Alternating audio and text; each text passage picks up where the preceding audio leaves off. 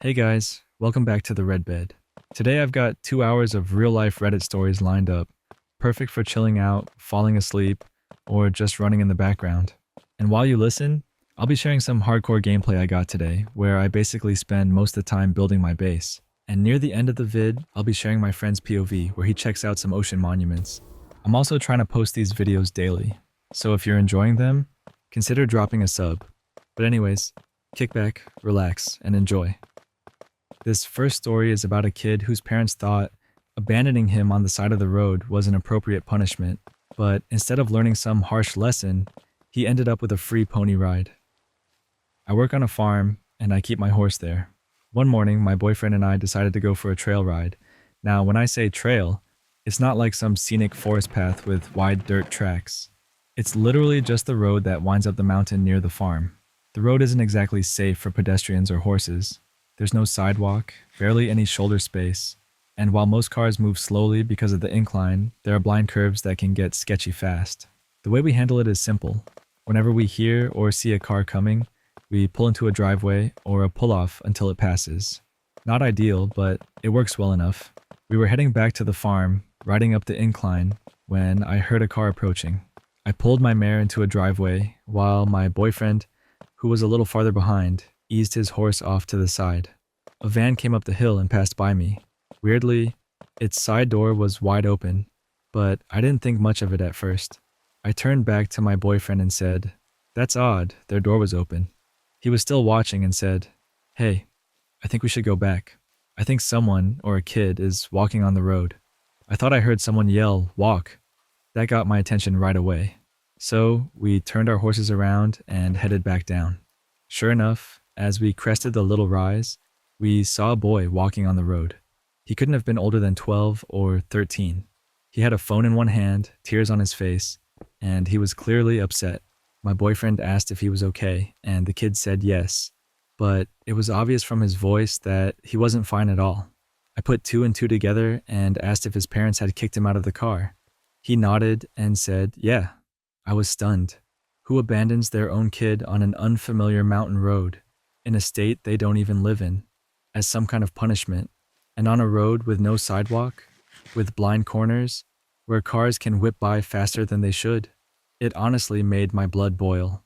I asked where his parents were headed, and he named one of the activity spots about a quarter mile up the road. That might not sound far, but for a kid already upset and crying, with traffic and no safe place to walk, it was absolutely not okay. There was no way I was just going to leave him there to figure it out alone. So we led the horses into a nearby driveway, and I hopped down. I called the boy over, handed him my helmet, and told him he was going to ride my horse. I would walk her on foot, and my boyfriend would follow behind. The boy's face brightened up instantly. The tears were still there, but I could see the excitement push through. He climbed onto my mare, and I led them back toward the farm. As we walked, I gently asked him what happened. He told me he'd been scared to do the activity they were heading to because it involved heights, and he started talking back to his dad. He said he asked why too many times, and his dad exploded. His dad started yelling, then pulled the van over and kicked him out. He also mentioned that his parents were really strict, and every time I tried to dig a little deeper, he got more upset. So I let it go. He didn't need me making things heavier than they already were. On the way down, his phone rang. It was his mom. He answered, still on horseback, and the conversation went something like this. "Mom, where are you?" Kid, "On the road.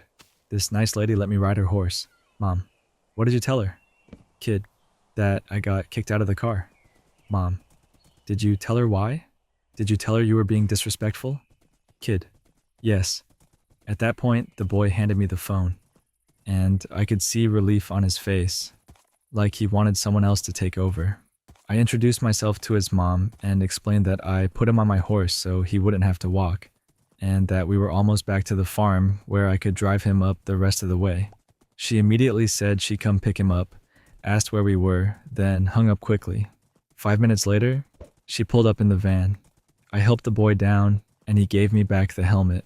His mom looked irritated, not grateful, not apologetic, just annoyed. She muttered a quick thanks, told him to get in the car, and turned to leave. That didn't sit right with me. So I said, You're welcome, but it's really not okay to kick your kid out on the side of the road like that. She immediately went defensive. He was being disrespectful, talking back to his dad, cursing at him. I told her, that doesn't make it okay to abandon your kid. You're lucky it was us who found him and not someone dangerous. Her response, you should tell that to his father. He had enough and couldn't take it anymore. I didn't hold back. I told her, it sounds like you don't have a son problem. You have a husband problem. She huffed and, almost under her breath, said, tell me about it. Then she ushered the boy into the car and drove away. I didn't push further. From her tone, it sounded like she didn't agree with what her husband had done, and maybe they'd even fought about it. Maybe she was afraid of him, maybe not. But I wasn't about to make things worse by lecturing her in that moment. All I could do was hope that the boy didn't get punished further for not finishing the walk. Whether he'd really mouthed off or his dad just overreacted, none of that mattered. What mattered was that no kid deserves to be dumped on the side of a dangerous road like that. So yeah, my version of petty revenge was simple. Instead of punishment, the kid got a pony ride. And every time he tells the story of his first time on a horse, people will know it happened because his parents abandoned him in a place he didn't know. That's the version I hope he remembers. That's where the story ends. Honestly, that kid lucked out big time. He could have been in serious danger, but instead he got a moment of kindness he'll probably never forget. It's crazy how some parents think fear or humiliation is a good teaching tool. I really hope when he looks back, what sticks with him isn't the punishment. It's the fact that someone cared enough to help, and it makes you wonder how many small acts like that can change the way a bad day feels. This next story is about a controlling coworker who made it her mission to police everyone in the office until she picked the wrong person to lecture. At my old job, we had what you might call a true Karen. And the funny part is, her actual name really was Karen. She had this reputation for trying to control everything around her, even though she wasn't anyone's boss. She wasn't a manager or a supervisor. She just worked in a cubicle like the rest of us, but she acted like she ran the place. Her biggest obsession was monitoring how people used office equipment. She was the kind of person who would make a scene if you printed something single-sided instead of double-sided. And if anyone dared to use the printer for something personal, even a quick one-page form, she would come down on them like it was a federal offense. People even nicknamed her the printer police. Honestly, it made the office atmosphere tense because everyone felt like they had eyes over their shoulders whenever she was around. Our company had two separate buildings. There was the corporate office, which was where upper management stayed, and then there was the production office, which is where I worked. Every now and then, employees would rotate between the two buildings. Sometimes people from corporate would sit in vacant cubicles at our office, and sometimes people from production would go over there. The IT department was usually based at corporate, so we didn't see them too often at our location.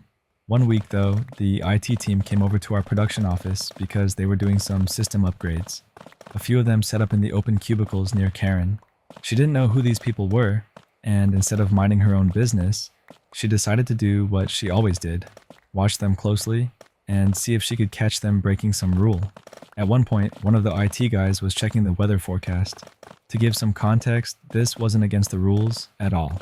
Our company actually allowed us to use the internet to check things like traffic and weather because of safety concerns, especially since we lived in a region where storms could be really severe. That day in particular, a big storm system was moving in, so it made sense to keep an eye on it. But Karen saw the weather report on his screen and decided she had caught someone goofing off. She marched over, stood behind him, and scolded him right there about using company resources for personal activities. She was dead serious too, talking to him like he was some kind of intern who needed to be taught a lesson. Here's the kicker though. That guy she scolded wasn't just some random employee. He was the head of IT, the literal boss of the entire department. But instead of pulling rank or embarrassing her right back, he just stayed calm and let her rant. He didn't tell her who he was. He just played it cool and went about his business. Later that day, during our break, he came over to chat with me. We were close work friends, so he told me what happened. I immediately laughed and said, "Oh, that's just Karen. She does that to everybody. She makes life miserable for all of us." I explained how she was constantly tattling and trying to reprimand people, even though no one had given her any authority. Hearing that gave him an idea. If she wanted to act like the rule enforcer, He figured maybe it was time for her own actions to be looked at. So he decided to do a little digging. And since he was the head of IT, he had the ability to check her computer activity. What he found was pretty telling. Karen, who spent so much time lecturing everyone else about the right way to use company resources, had been online shopping nearly every single day at work. And not just a quick peek here or there. She spent hours browsing stores and filling her cart right from her office computer.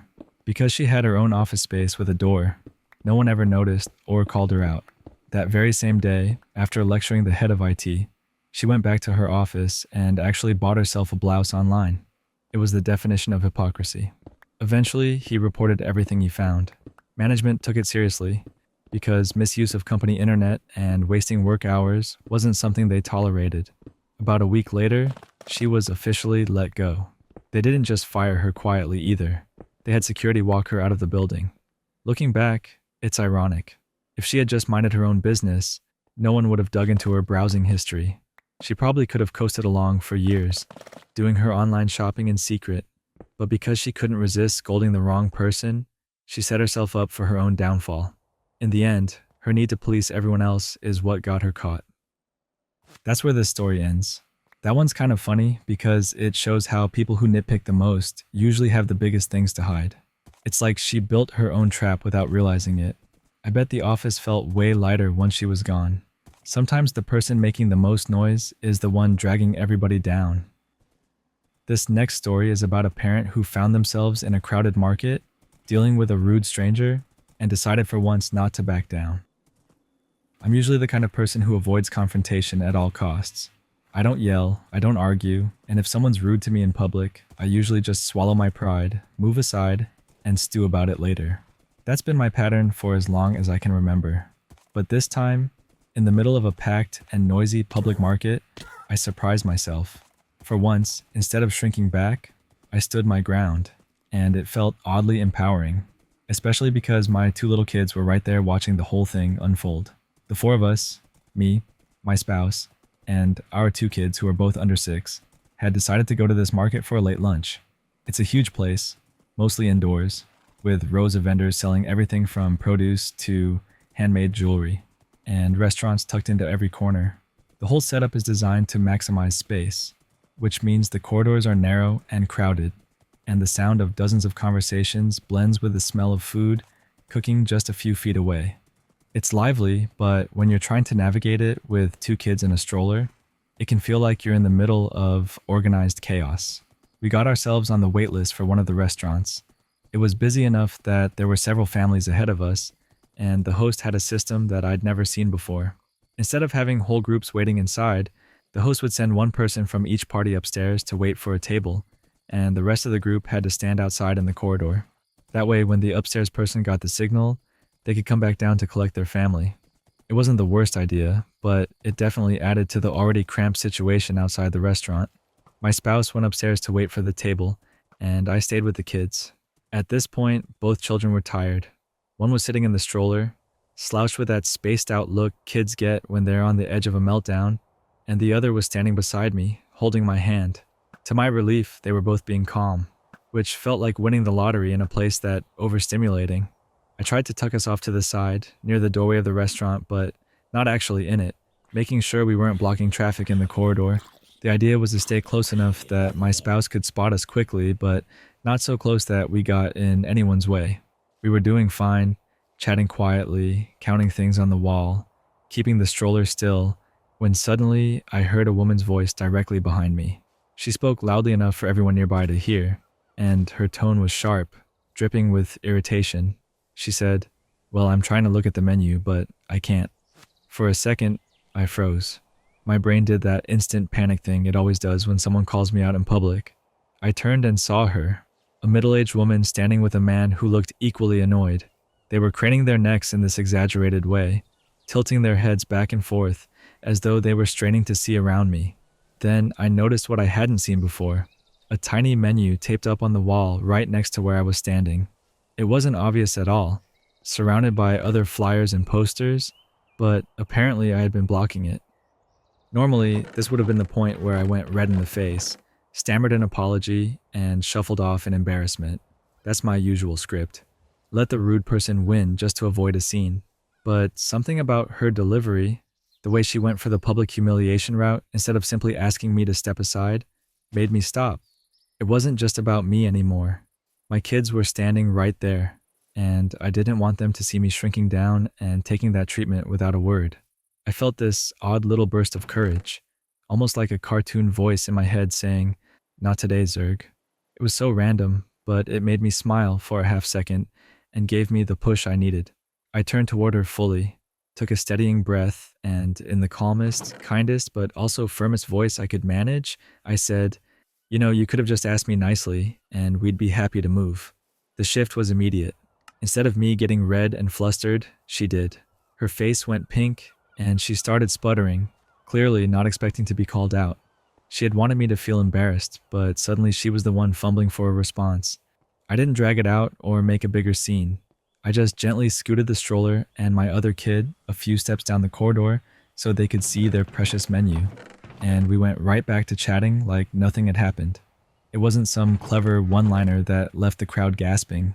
It wasn't a shouting match or a dramatic moment, but for me, it was huge. I had stood up for myself, calmly and confidently, without losing my temper or backing down. And the best part, my kids saw it. They saw me handle rudeness with composure and strength, instead of panic and silence. That felt like the biggest win of all. Later, when we finally got called upstairs to our table and sat down together, I caught myself replaying the moment in my head. Normally, those kinds of encounters haunt me for hours, leaving me wishing I'd said something different or worrying about how I looked to strangers. But this time, I just felt good, proud even. It might not have been anything big to anyone else, but to me, it was a reminder that I don't always have to fold in the face of unnecessary attitude. Sometimes a calm, firm sentence is enough to turn the tables. That's the end of this story. It's funny how a single line can completely flip the dynamic. The calm pushback probably rattled her more than if there had been yelling. And honestly, that little "not today, Zerg" moment made it even better. Like a quiet spark of confidence at exactly the right time. Watching someone stand up like that in front of their kids is way more powerful than it looks on the surface. This next story is about a first date that took a completely unexpected turn when parents got involved way earlier than anyone would ever want. So I matched with this girl online. She seemed super chill, funny, and honestly just easy to talk to. After a few days of messaging back and forth, we decided to meet up in person. We kept it simple, nothing too wild or formal. Just a casual dinner at this cozy little Italian restaurant, the kind of place with dim lighting, checkered tablecloths, and soft background music. I thought it would be the perfect spot to just relax, share a plate of pasta, and see if there was any real chemistry beyond the screen. I got there a little early, partly because I didn't want to risk being late, and partly because my nerves were buzzing. I figured arriving first would let me settle in, look over the menu, maybe sip some water, and take a few deep breaths. When she walked in, I felt that wave of nervous excitement all over again. She looked really nice, put together, but not like she'd spent hours stressing about it, just effortlessly good. That immediately made me feel a little more at ease. We sat down, menus in hand, and started chatting. Small talk at first, how our days were, how weird online dating can be, the usual stuff. I was starting to think, okay, this is going smoothly. And then, in the middle of me trying to make a joke about choosing between spaghetti or lasagna, I noticed this elderly couple hovering a few steps away from our table. At first, I didn't think much of it. Maybe they were waiting to be seated. Maybe they were just trying to get through the narrow aisle. But then I realized they weren't looking at the hostess stand, or at another table, or even at the menu on the wall. They were looking directly at us, like eye contact level locked in. I could feel her stiffen up next to me, and she suddenly whispered under her breath, "Oh my God, that's my parents." I laughed instantly, thinking she was joking to break the ice. But no, she wasn't joking.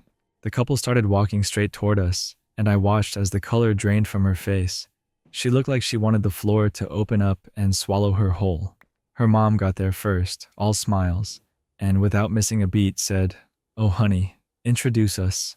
I had literally known this girl for 10 minutes, hadn't even gotten through a basket of breadsticks yet, and suddenly I was shaking hands with her parents like it was Thanksgiving dinner. And the best part, The waiter comes back around with menus, and instead of seating her parents somewhere else in the restaurant, he places them directly at the table next to ours. Not across the room, not even a couple of tables down. Right beside us, practically close enough to share appetizers. I sat there thinking, of all the places in this entire town, why here? And why this table?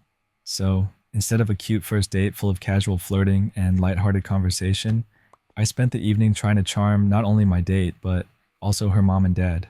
Her dad kept asking about my job, like he was conducting some kind of informal interview right there between bites of spaghetti. Her mom kept nudging the breadbasket toward me, telling me I looked like I could use another garlic knot. Meanwhile, my date sat across from me, clearly mortified, barely making eye contact, and probably plotting how fast she could move to another country. At one point, I tried to shift gears and bring the focus back to her. Maybe toss in a playful joke or lean into some flirty banter, but that's a little tough to pull off when her dad suddenly interrupts to ask if I'd like parmesan on my pasta. The whole night felt surreal. I kept alternating between laughing at how bizarre it was and nervously wondering if this was some kind of elaborate test I hadn't been warned about. Honestly, though, by the end of the meal, I realized I had unintentionally been put through the meet the parents trial way earlier than anyone should have to. And somehow, I didn't crash and burn. When it was time to leave, her mom gave me a hug goodbye, like a full-on welcome to the family hug. And her dad shook my hand with that classic dad grip. You know, the kind where it's just a little too firm, like he's making sure you know who's boss. I walked out of that restaurant in a daze, equal parts amused and relieved. The craziest part, despite how completely awkward and unplanned the whole night was, we ended up going out again. But let's just say for the second date, we picked a restaurant 2 towns away, far away from any accidental parental drop-ins. That's the end of this story. Running into parents on a first date is wild enough, but having to sit next to them the entire meal is next level. Honestly though, that guy basically got fast-tracked through the scariest part of dating, parent approval, before the relationship even started. It's funny how sometimes the most uncomfortable situations can end up being the best stories later. And hey, at least the mom was generous with the garlic knots. This next story is about a strict teacher who tried to be clever in front of the whole class, but one kid's deadpan response completely destroyed him. Back in 5th grade, I ended up with a teacher who already had this infamous reputation. He was a big, muscular guy who loved acting like the tough guy of the school. You know the type, chest puffed out, arms always crossed, voice booming like he was commanding troops instead of teaching multiplication. Before I even set foot in his classroom, I'd heard the rumors. The big one, that he once got so angry he picked up a desk and threw it at the chalkboard. Now, whether that really happened or not, I'll never know. But here's the kicker. When I walked into his room for the first time, there was a giant dent smack in the middle of the chalkboard. To 10-year-old me, that was all the proof I needed. This guy was terrifying. On top of that, he seemed to have it out for me from day one. Not because of anything I'd done, but because of my older brother. My brother had been in his class before me, and unlike me, he was a walking disaster. He got into fights constantly, mouthed off to teachers, and when he was mad, he turned into this whole other person. Meanwhile, I was the opposite. Quiet, kept my head down, didn't want trouble. But it didn't matter. In my teacher's eyes, I was guilty by association. He started coming down on me for the dumbest things. Once I got sent to the principal's office for nervously smiling while he lectured me. Another time, I got scolded because I wasn't smiling at all that morning. It felt like no matter what expression I wore, I was wrong. The only time he ever had a reason was once when I was actually being a bit disruptive, and he pulled me into the hallway. But the rest of the time, it was like he was just waiting for me to slip up. Now there's one thing about me as a kid that made all of this even worse. My hiccups. For whatever reason, when I got hiccups, they were loud. Like, comically loud. No matter how hard I tried to hold them in, they'd explode out of me like a cartoon sound effect. Teachers hated it. I hated it too. It was embarrassing, but I couldn't stop it. So one afternoon, right after lunch, we're sitting in class and, of course, my hiccups kick in. Loud, obnoxious, echoing in the dead silence while my teacher's trying to give his lecture. I could already feel my face turning red. The whole room could hear it, and I was doing that thing where you desperately try to hold it back, which just makes the next hiccup 10 times worse. My teacher, clearly annoyed, started pacing the room.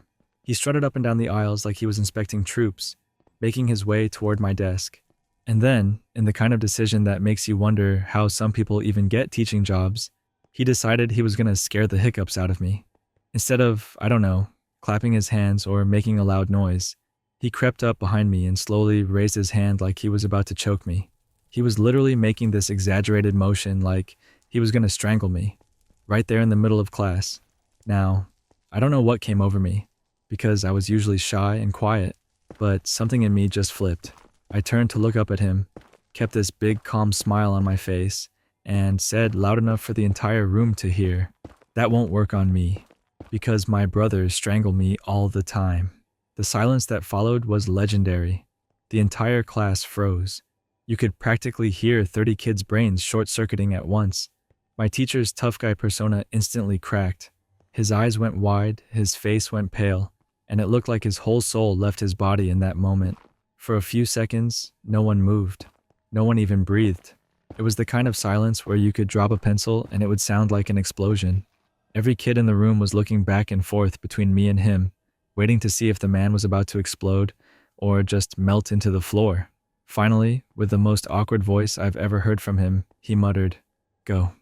Go stand in the hallway until it's over." And that was it. He turned back to teaching, pretending nothing happened, while the class sat there trying not to laugh. I walked into the hall, still hiccuping, but inside I was buzzing. For once, I hadn't been the one embarrassed. He had. After that day, something changed. He never came down on me the same way again. No more nitpicking, no more pointless trips to the office. It was like that one comment completely disarmed him. The big tough teacher who supposedly threw a desk at the board got wrecked by a 10-year-old's deadpan comment about being strangled at home. And honestly, I didn't even mean it as a joke. To me, it was just the truth. My brothers roughhouse with me all the time, and in my kid brain, that was a perfectly normal explanation. But to him, and to everyone else in that room, it was like I had just dropped the darkest, most horrifying truth bomb they'd ever heard. Safe to say, from that point on, he treated me a whole lot differently. And I'll never forget the look on his face when he realized his funny little scare tactic had just backfired in the most spectacular way possible. That story wraps up here. That is hilarious. I love how a fifth grader just casually nuked this man's entire tough guy act with one line. You can picture the whole class just staring, not sure if they should laugh or call the school counselor. The best part is that it wasn't even meant as a roast, but it landed like one. Honestly, that's the kind of story people in that class probably still tell whenever his name comes up. This next story is about someone who accidentally ended up dog-sitting a golden retriever who refused to leave them alone, and how that turned into a funny neighborhood moment. So yesterday I was walking home like I usually do, nothing out of the ordinary.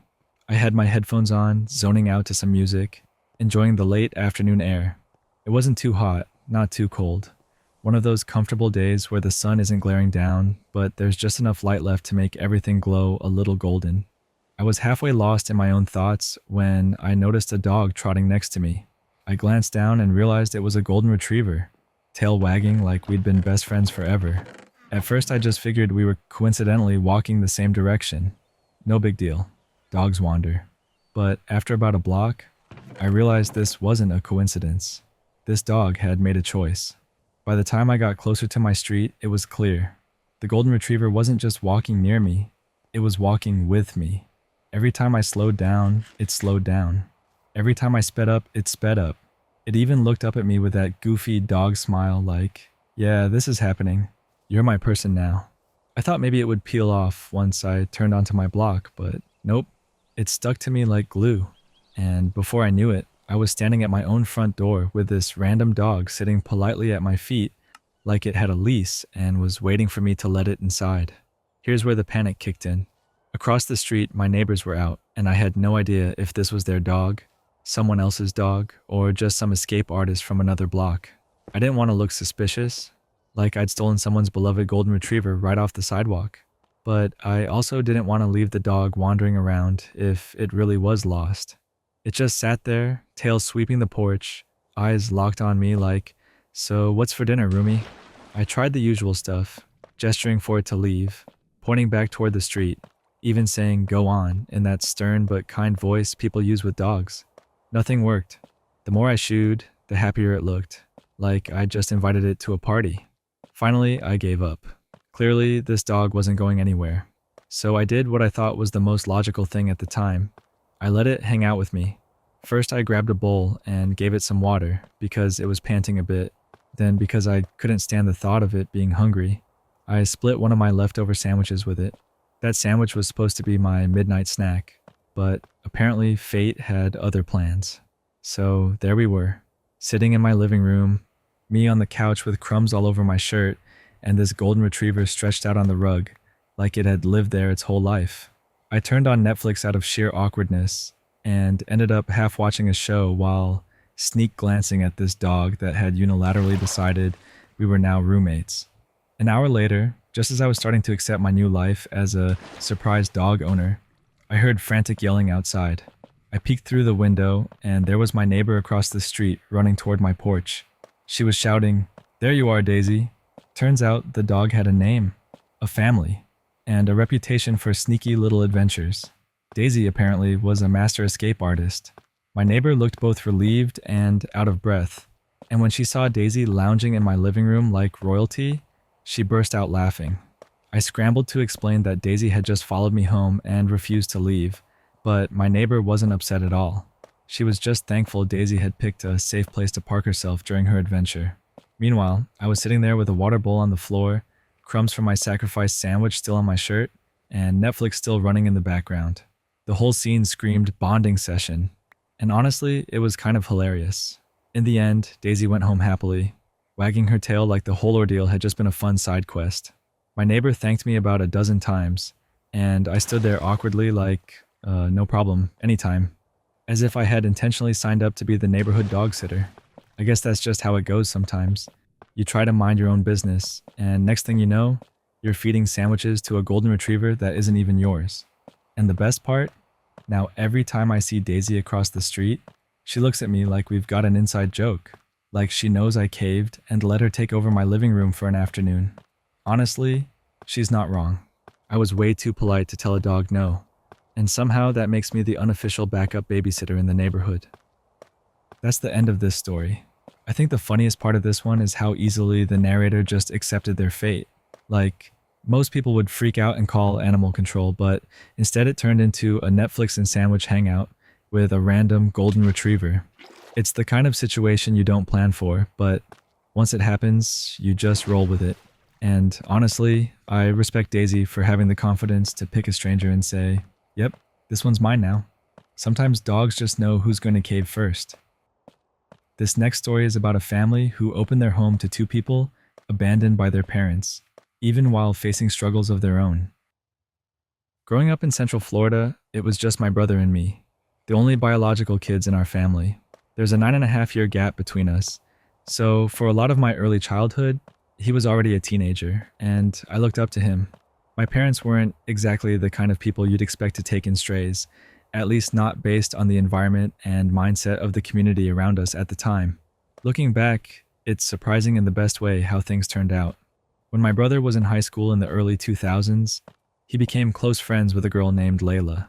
She came from a Muslim family, and I remember being little and always excited when she visited. She had this rebellious streak, the kind where you could tell she wanted to be her own person, but her parents didn't handle it well. Her father, especially, was harsh and abusive. One day, things reached a breaking point. Her parents locked her out of the house and wouldn't let her back in. She was just a teenager, suddenly with nowhere to go. My brother came home devastated, sat us all down at the dinner table, and through tears explained what had happened. My parents didn't hesitate. They told Layla she could stay with us for as long as she needed. That wasn't a small thing. It wasn't formal or legal. No paperwork, no adoption process. But from that day forward, Layla was part of our family. She stayed with us for a couple of years, long enough to finish school and build a future. Eventually, she graduated, went to college, and then moved to New York City. Last I heard, she became a museum curator, which still blows my mind. To think it all started because my brother couldn't bear to see her left out on the street, it really shows the kind of heart my parents had. Fast forward more than a decade later. By then, a lot had changed. My parents had gotten divorced. The market crash had hit us hard. And on top of that, their savings had been stolen by a crooked financial advisor. Money was tight. In fact, it still is. Around this time, I had just graduated high school myself and made the choice to live full-time with my dad instead of bouncing between my parents. I was working this awful minimum wage job at a sandwich chain.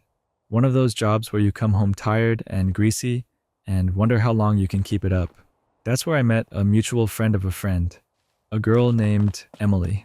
We started talking more and more, and as I got to know her, I learned two big things about her. First, she was a trans woman from Tampa. Second, like Layla all those years earlier, her parents had kicked her out, and she was basically couch surfing to survive. She had been staying with a mutual friend of ours, but eventually that friend had to leave town for a couple of months. That left Emily with no place to go. She was about to be homeless again. It hit me hard because it felt like déjà vu. Almost the exact same situation my brother had dealt with years before. So I did what he had done. I sat my dad down and told him about Emily, about how she had nowhere else to go. And even though we were barely scraping by, living paycheck to paycheck, he agreed without hesitation. He let her move in with us. Just like with Layla, there were no legal papers, no official process. She just became family. Emily lived with us for a couple of years too. It wasn't always easy. We had our struggles, and sometimes it felt like the world was stacked against us. But when I think about it now, what stands out isn't the stress of making ends meet. It's that my dad showed compassion, even when we didn't have much to give. There are plenty of things about my family that confuse me, and I don't always agree with the choices they make. But this is one thing I'll always hold on to with pride. Twice they chose kindness. Twice they took in someone who had been rejected and gave them a place to belong. And because of that, I don't just have one brother anymore. I have two sisters I love with my whole heart. That story wraps up here. That's honestly really touching. Not many families would step up like that, especially when they were already struggling themselves. It makes you realize how powerful a simple act of kindness can be. And now, years later, they've got those extra bonds that can't be broken. This next story is about someone who decided to share a joint with their mom, only for it to spiral into chaos involving confusion, munchies, and a very angry dad. This happened just last weekend, and I'm still catching grief for it. My mom is 68 years old. She uses a walker, and she's got this vibe like a retired librarian who used to be a little wild back in the 70s, to now mostly collects fancy tea, and spends evenings watching British crime shows. Ever since weed became legal where we live, she's been curious about it. I've joked before about smoking with her, but it was never really serious. Well, that day, she was in a good mood. My dad was out running errands, and I had just rolled up a joint for myself. Out of nowhere, my mom grinned at me and said, "Maybe I'll try a puff." I should have stopped and thought about how that could go wrong, but instead my dumb brain said, "Sure, Mom, let's go." At first it was fine. We lit up, shared a few hits, and then it all started unraveling in ways I never could have imagined. About 10 minutes in, she was giggling uncontrollably at nothing at all. At one point, she looked at her walker with this dead serious expression and told me it felt too loud. I checked, and it wasn't making any sound, but she insisted it was echoing through the cosmos. We both cracked up, and for a little while it felt harmless.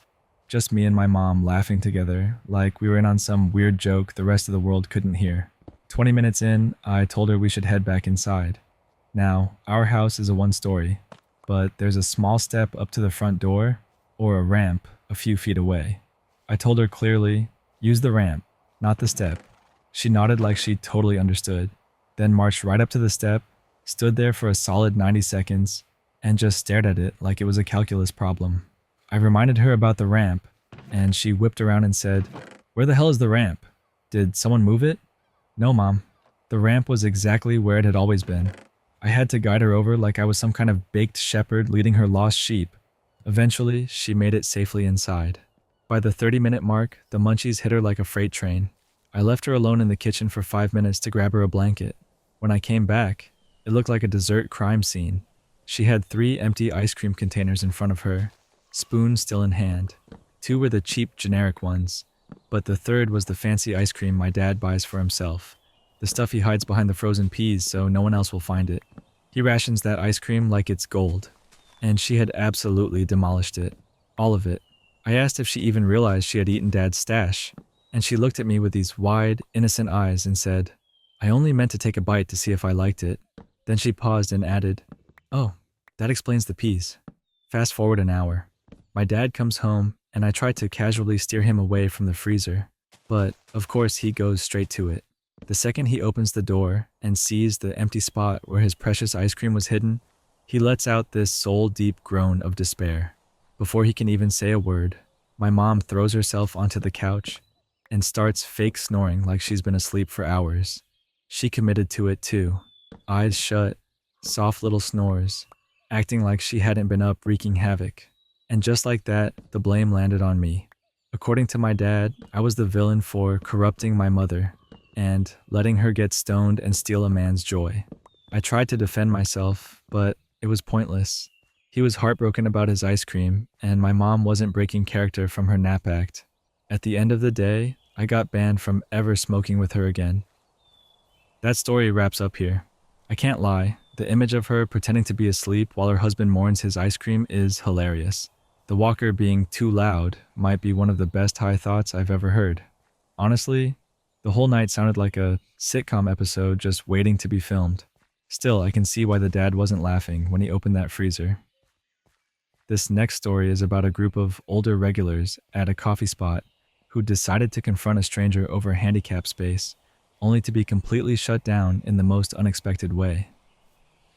Back when my husband and I used to visit the beach pretty often, one of our little traditions was to stop by Panera in the mornings. We'd grab some coffee, head outside to the patio, and just sit there people watching. It became kind of our routine, a quiet way to start the day before going out in the sun. Now, every single morning without fail, this group of older folks, and I mean the same exact group, would roll up and take every single handicap parking spot. They would park there, shuffle inside, and then hang out for hours. And honestly, that was their right to do. If they had the placards, then fine. I never really thought much of it, except that they made those spots kind of their personal reserve section. One morning, though, things played out a little differently. My husband and I were already sitting outside with our coffees when the group pulled in, but this time, a large truck was parked in one of their handicap spots. Right away, I could tell it threw them off. They started looking at each other, frowning, and getting restless. It was like someone had broken an unspoken rule of theirs. They didn't just shrug it off. Instead, they decided they were going to stand around outside, waiting to see who dared to park in their space. They were clearly gearing up to make a scene. My husband and I just sat back and watched, because at that point, it was obvious drama was coming. After a few minutes, this young guy came out of the restaurant with his wife. They were smiling, clearly just enjoying their morning. The second they started walking toward the truck, the group of older folks pounced. They started tossing out comments and little insults, the kind of passive-aggressive stuff you say loud enough for someone to hear. Things like, "Some people don't even need those spots," and "What a shame others take advantage." You could feel the judgment in their voices. At first, the young guy tried to ignore it. He kept walking, his wife at his side, but you could see him getting more and more fed up with the whispers and the stares. Finally, he stopped, turned around, and walked straight over to them. He didn't yell. He didn't get in their faces. Instead, he calmly lifted up the leg of his pants. Right there, plain as day, was a prosthetic leg. Then he said something along the lines of, "Serving in the military sometimes leaves unseen injuries." His voice wasn't angry, just firm, and that made it hit even harder. The effect was instant. The whole group of older folks froze. Their expressions shifted from smug to ashamed in a matter of seconds. Nobody had a word to say after that. They just hung their heads and went inside, clearly embarrassed. Meanwhile, the young man lowered his pant leg again, walked back to his truck with his wife, and left. He didn't stick around for thanks or pity. He just shut them down with one simple move and drove off. My husband and I had been watching the whole thing unfold, and we couldn't help but crack up. It was one of those moments where someone gets put in their place so cleanly that you can't help but laugh. Honestly, I don't think those folks ever forgot that day. That's the end of this story. That was such a perfect example of instant karma. The guy didn't even have to raise his voice, just showed the truth and shut them down. I bet that stuck with those folks every time they parked after that. It's kind of satisfying when arrogance gets deflated so fast. This next story is about a young mom who confronted her husband after he came home drunk and tried to handle their baby, sparking a tense argument over safety and trust. I'm 22 years old, married, and the mom of a 6-month-old baby girl. My husband is 24. Yesterday was his birthday, and we had already celebrated together as a family, but the next day we were supposed to go out with friends for another celebration. The problem was he kept changing the plans, and eventually decided on a bar, which meant I couldn't come because our baby obviously wasn't allowed inside. I ended up taking her home by myself, feeling frustrated and a little pushed aside. It would have been different if I had known ahead of time that I'd be on my own again, but it felt like one more night added to the long list of nights where I'm the only one taking care of her. Between being a full-time student and preparing to start a full-time job soon, my plate was already more than full, and I was stretched thin before the night even began. Hours passed, and he never came home. By the time he finally did stumble through the door, he was completely wasted. He was so drunk he woke the whole house up as he came in. He went straight to the kitchen, threw up in the sink, and stayed hunched over in there for over an hour. Then he staggered into the bathroom and locked himself in there for another hour. When I finally got him out so I could use it, I found that he had thrown up in the bathtub too, without even bothering to rinse it down. I was only in there for a couple of minutes when I heard the door to the nursery creak open. My stomach dropped as I rushed in, and what I saw made my heart pound. My husband, who couldn't even figure out how to use a doorknob just minutes earlier, had somehow managed to pick our baby girl up out of her crib and was now sitting in the rocking chair with her. He could barely stand on his own, but here he was holding our daughter. I went straight to him, trying to take her back, but he resisted. He clutched her tightly and looked at me like I was overreacting, even as I told him he needed to let go. He fought me on it until I finally got her back into my arms, and then I told him he was not allowed in there again that night. I told him flat out that if he was in that condition, he didn't have the right to hold her. He gave me this hurt look, tried to argue, but I didn't back down.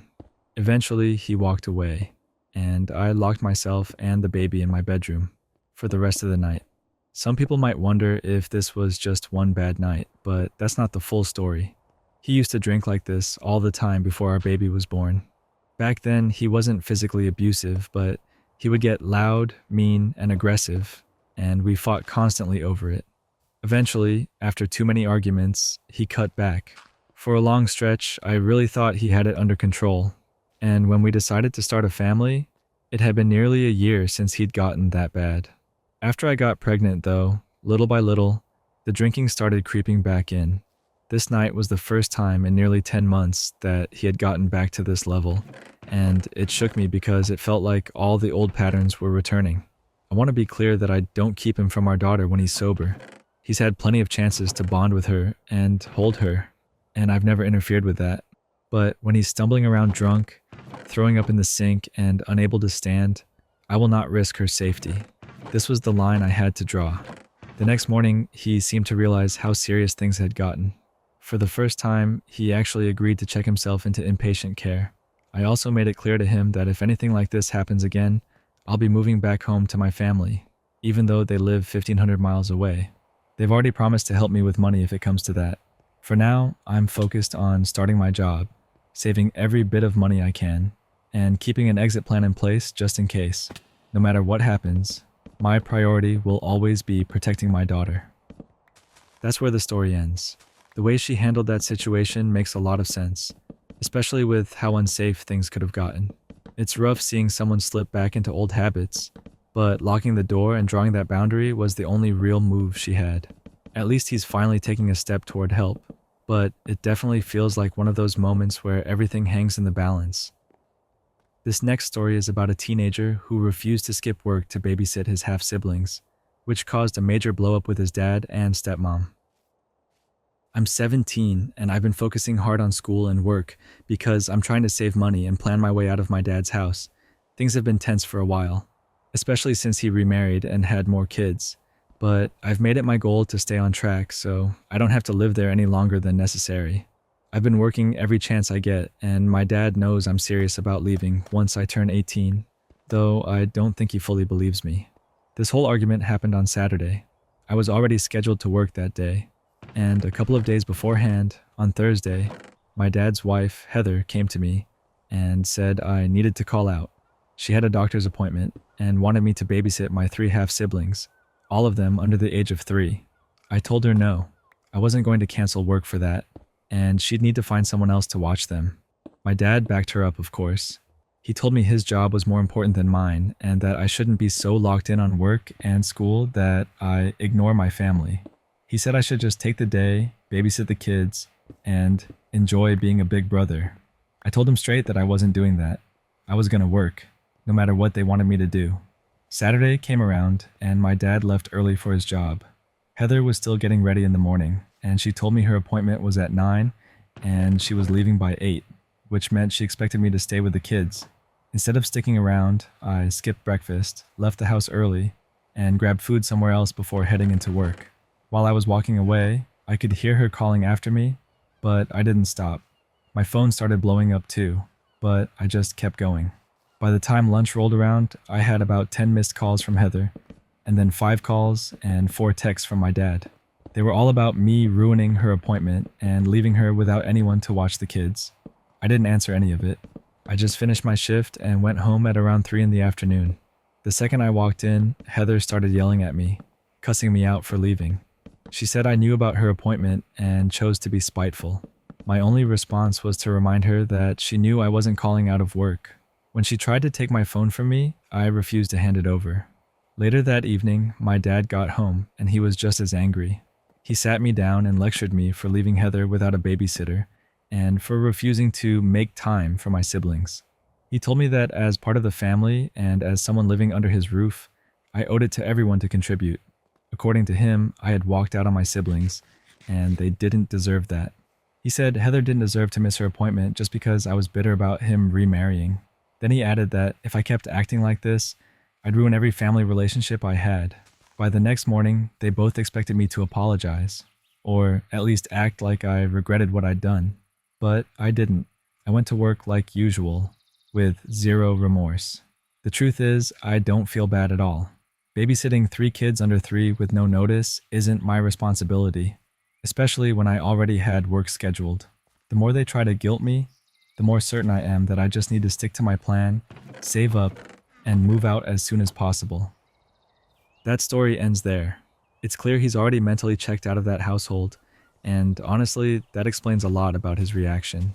The stepmom and dad definitely expected him to just give in, but he wasn't going to budge. Skipping work to cover childcare on short notice is a huge ask, especially when it's not his responsibility. You can tell the only thing on his mind now is getting out and starting fresh. This next story is about a so-called friend who tried to cut in line at a busy store, only to get publicly called out and embarrassed.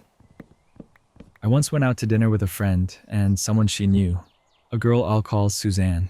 At first it was supposed to be just a simple evening. The 3 of us grabbed sushi at a restaurant, and afterward, Suzanne suggested we stop by Trader Joe's since she needed to pick up a few things. We all grabbed a couple of items, nothing major, and then headed to the checkout. It was a Friday night, so the store was packed.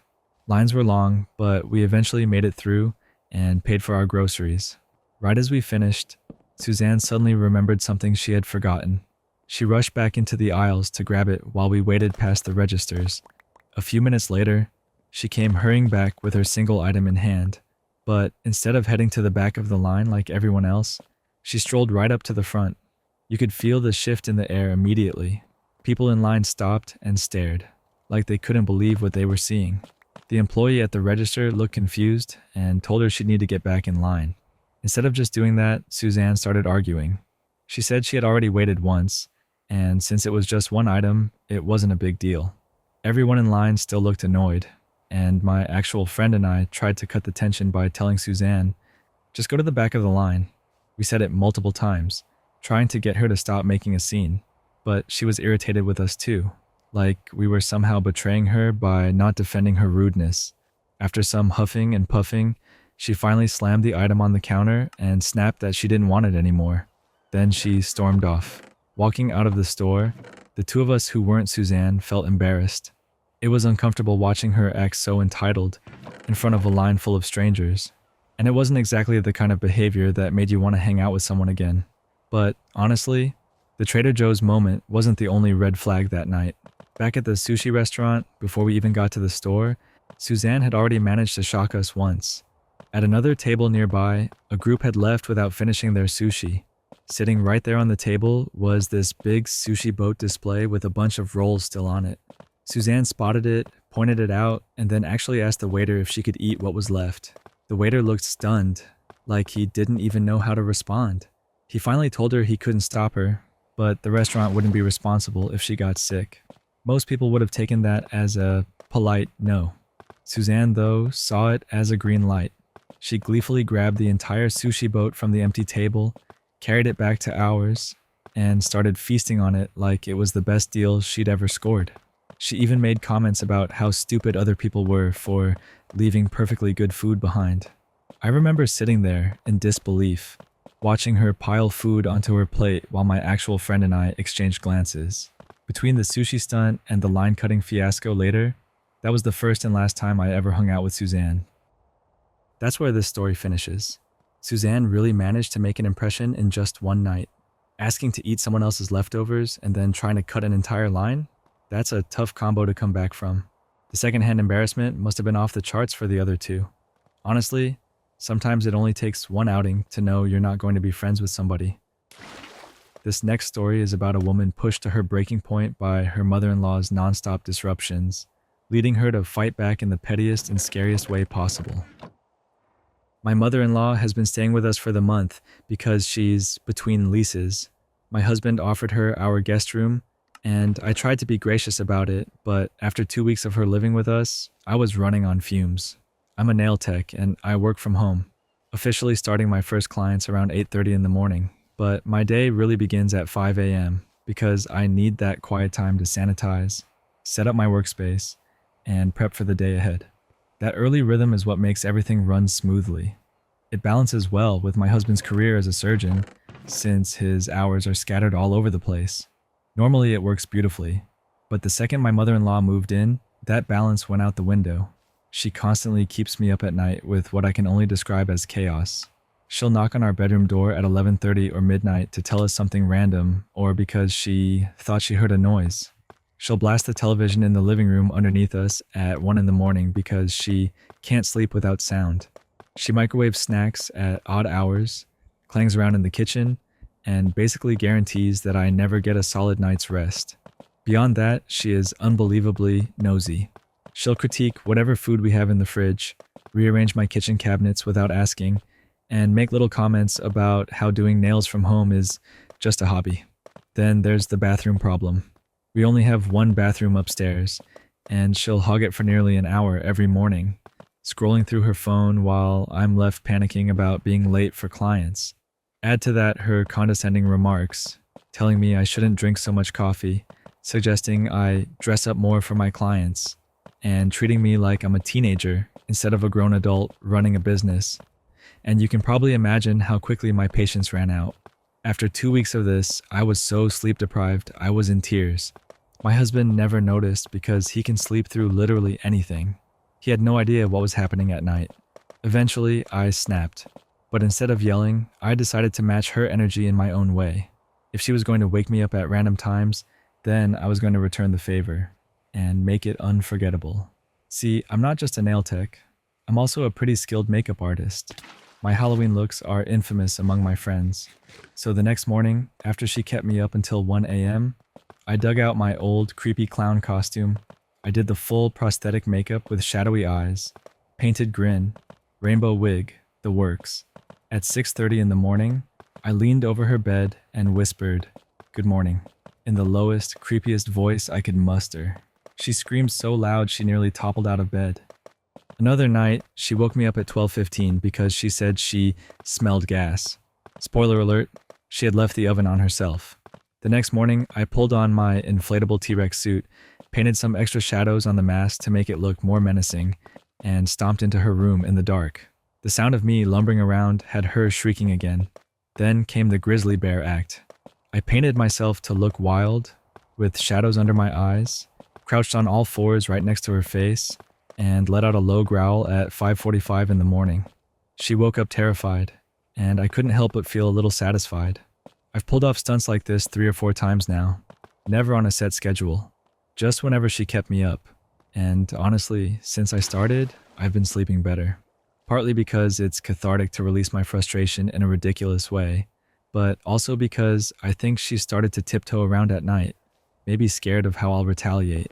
I know it sounds awful to say, but when you're bone tired, desperate, and sick of someone treating your home like it's theirs to run, you stop caring about being the nice one.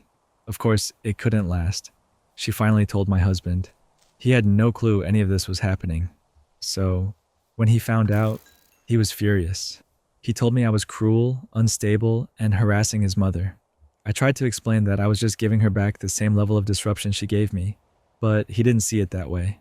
He said if I come to him about it, he would have handled it, but the reality is he's never awake to notice, and when I did try to handle it like an adult, it got me nowhere.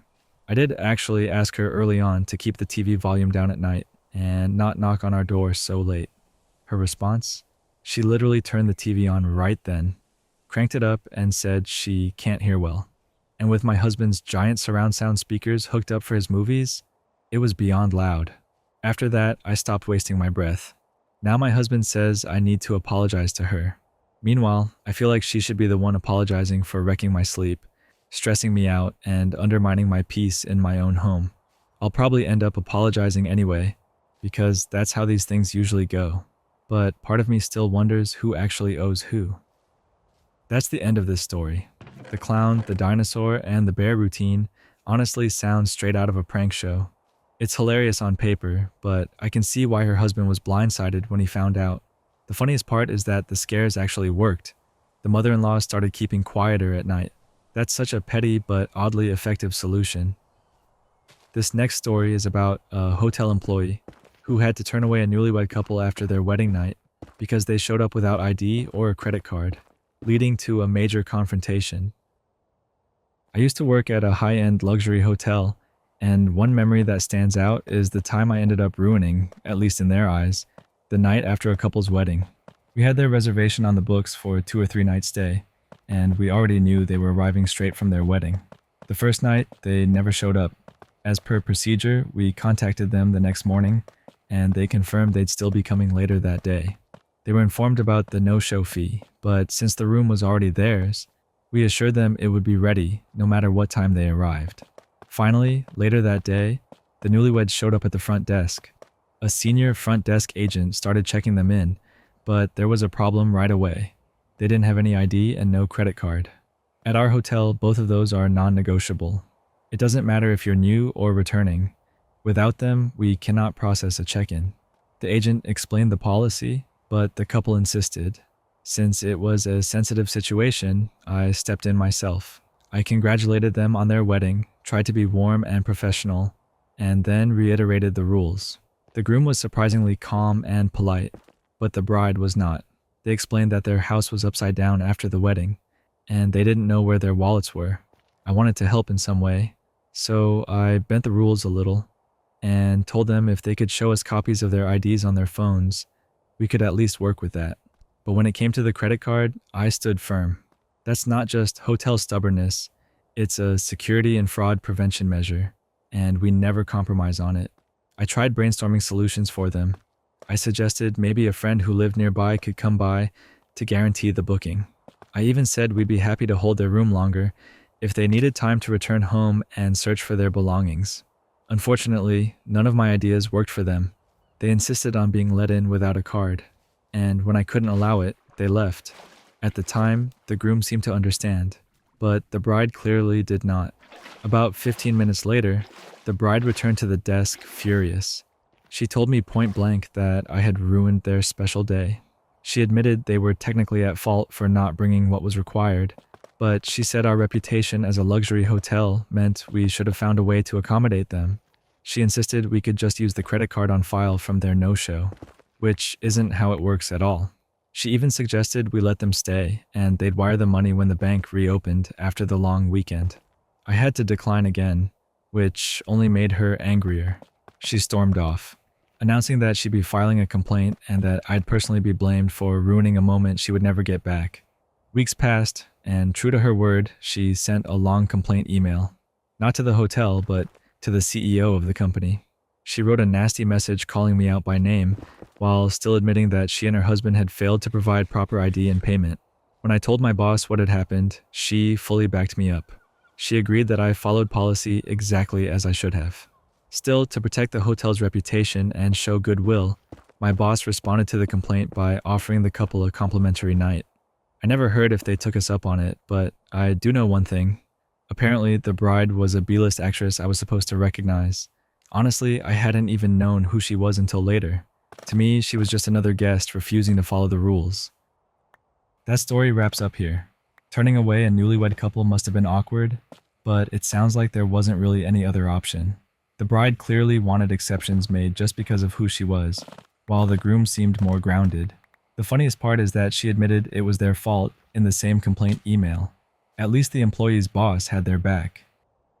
This next story is about a neighbor who kept treating someone like their personal moving service, and things came to a head when they finally said no. I live in an older apartment building where most people keep to themselves. It's usually quiet, and I like it that way. But one of my downstairs neighbors has slowly started acting like I'm their personal on-call helper. At first it felt harmless. They asked me once to help carry in groceries, another time to move a box. No big deal. I figured it was just the kind of neighborly thing you do once in a while, so I didn't think much of it. But after a few months, it became clear this wasn't an occasional favor anymore. It was turning into a routine. Every week, there was some new task they wanted me to handle, like I was a built-in moving crew. At first, it was still small stuff, so I went along with it. But the expectation kept growing, and I started realizing that they weren't asking me out of kindness. They just expected I'd always say yes. Last week is what finally pushed me over the edge. I had just gotten home from a long shift. I was tired, but I made myself some dinner, sat down, and finally felt like I could relax for the first time all day. I hopped online with a couple of friends, just chatting and half playing on my phone, when there was this loud knock on my door. And sure enough, it was my downstairs neighbor. This time, they wanted me to come down just for a few minutes to help rearrange their entire living room. Couches, tables, the whole setup. I was floored. This wasn't a quick favor. This was heavy lifting that would have taken at least an hour. I told them I couldn't right then, and the look they gave me was unreal. It was like I had just refused to pull someone out of a burning building. They muttered something under their breath about young people having all this free time and not wanting to help anyone anymore, and then stomped off down the hall. I just stood there trying to process how someone could think that was normal. Who shows up uninvited on a weeknight, expecting a neighbor to rearrange an entire living room on the spot? It wasn't even about the task itself. It was the entitlement, the fact that they seemed to believe my free time automatically belonged to them. And it wasn't like I hadn't helped them before. I've carried plenty of groceries, moved plenty of boxes, and even helped with heavier stuff without making a big deal of it. But the one time I said no, suddenly I was the villain. They didn't even bother with a simple thanks most of the time. Usually it was just a dismissive comment like, "You're strong, you can handle it," and then they'd be off, already planning the next ask. Sitting there afterward, I realized I'd let it get this far by always saying yes. I do believe in being neighborly, and I don't mind helping out once in a while. But this wasn't mutual respect. This was one-sided. They weren't treating me like a kind neighbor. They were treating me like an endless resource they could tap whenever they felt like it. Now I'm stuck wondering how to handle it. I don't want to start drama in the building because apartment communities can get tense fast if things blow up. But I also don't want to keep being the easy option every time they need something heavy lifted. It feels like I'm at a crossroads between setting boundaries and avoiding a cold war with the person who lives right downstairs. That's where the story ends. Some people really do take advantage of kindness when they see an opening. It's wild how quickly a couple of small favors turned into full-on expectations. The fact that the neighbor acted so offended when told no just shows they were way too comfortable leaning on him. Honestly, it's a good reminder that boundaries matter, even with people who live just a few steps away. This next story is about someone whose dad and stepmom expected her to take responsibility for her autistic stepbrother's future, even though their strict household had driven her away years earlier. When I was 12 years old, my dad married a woman named Gina. She had a 4-year-old son named Austin, who was on the autism spectrum. Back then, Austin was nonverbal and struggled with severe sensory issues, especially with noise. Because of that, Gina set up a rule in her home: absolute silence. Not just quiet, but whispering level silence at all times. Phones had to be on silent, not even on vibrate. Walking had to be soft. Talking had to be hushed. Basically, life had to be muted. My dad didn't hesitate to go along with it. He signed both himself and me up for this lifestyle without even asking how I felt. And it wasn't just at home. Gina had already alienated most of her own family because she demanded that everyone else follow the same rules whenever Austin visited their houses. Over time, people stopped inviting them around. At home, it was suffocating. I had game consoles that I loved, but I never played them again after Dad and Gina bought a house together. They made too much noise. I couldn't watch TV, couldn't play music, couldn't even use most of the technology other kids my age lived on. Taking a shower meant draping a towel over the bathroom door to drown out the sound of running water. Even flushing the toilet was discouraged unless Austin wasn't home. I'll never forget the small humiliations that came with it. One time I made a little bit of noise cooking. Gina came in, scolded me, made me drop everything, and threw away the food I was preparing. I had to sit there hungry until Dad came home with takeout. Another time, the front door got jammed. Everyone in the house had the same trouble with it, and it made noise no matter how careful you were. But when it happened to me, Dad blew up. He told me I wasn't even trying to be quiet, even though it was impossible to open silently. Austin eventually learned to talk a little, but he never became very verbal. His sensitivity never went away either. To this day, noise overwhelms him, and even certain textures can set him off. By the time I was 18, I couldn't take it anymore. I moved out of Dad and Gina's house, and I never went back. Not once. I cut myself off completely. At that point, most of Dad's family had already stopped speaking to them. Gina's family, what little was left, had moved away or gone no contact because of her rules and controlling behavior. Dad and Gina were basically alone. Since leaving, I've only answered a handful of my dad's calls, and I don't answer Gina at all. They live lonely, isolated lives, and honestly, they created that for themselves. But recently, they've started worrying more about Austin's future. They're older now, and they've realized they won't be around forever. Austin's biological father isn't in the picture, and the rest of his extended family wants nothing to do with him. Gina's family won't pick up the phone. Dad's family won't either. That leaves me, at least in their minds. They've started pressuring me to take responsibility for Austin after they're gone. Not even to take him into my home, but to at least check in, visit him in a care facility, and make sure he isn't mistreated. But I don't want that role. I don't see Austin as my sibling. I don't feel connected to him. I don't want the burden of being the one responsible for his well-being when I've spent most of my life having mine ignored. Gina has been sending me frantic texts from Dad's phone, saying things like, I'm cruel for letting them worry themselves sick. My dad has tried to call over and over, but I don't answer. They keep saying, Austin is your brother. How can you do this to your own family? And I don't even reply anymore, because I don't agree. He's not my brother. He's my dad's stepson. And just because they tied their lives to his doesn't mean I have to. Now they think I'm the villain for refusing. But from where I stand, they made their choices. They pushed everyone away, including me. And I'm not going to sacrifice my own life to fix the consequences of their decisions. That's where this story finishes. It's heavy, but it also makes sense why she doesn't feel obligated. You can't force someone into a sibling role just by marriage, especially when the environment made them feel trapped for years. It's wild that both families walked away and the parents still can't see their own part in it. Honestly, letting them sit with the weight of that future feels like the only way they'll ever face what they created.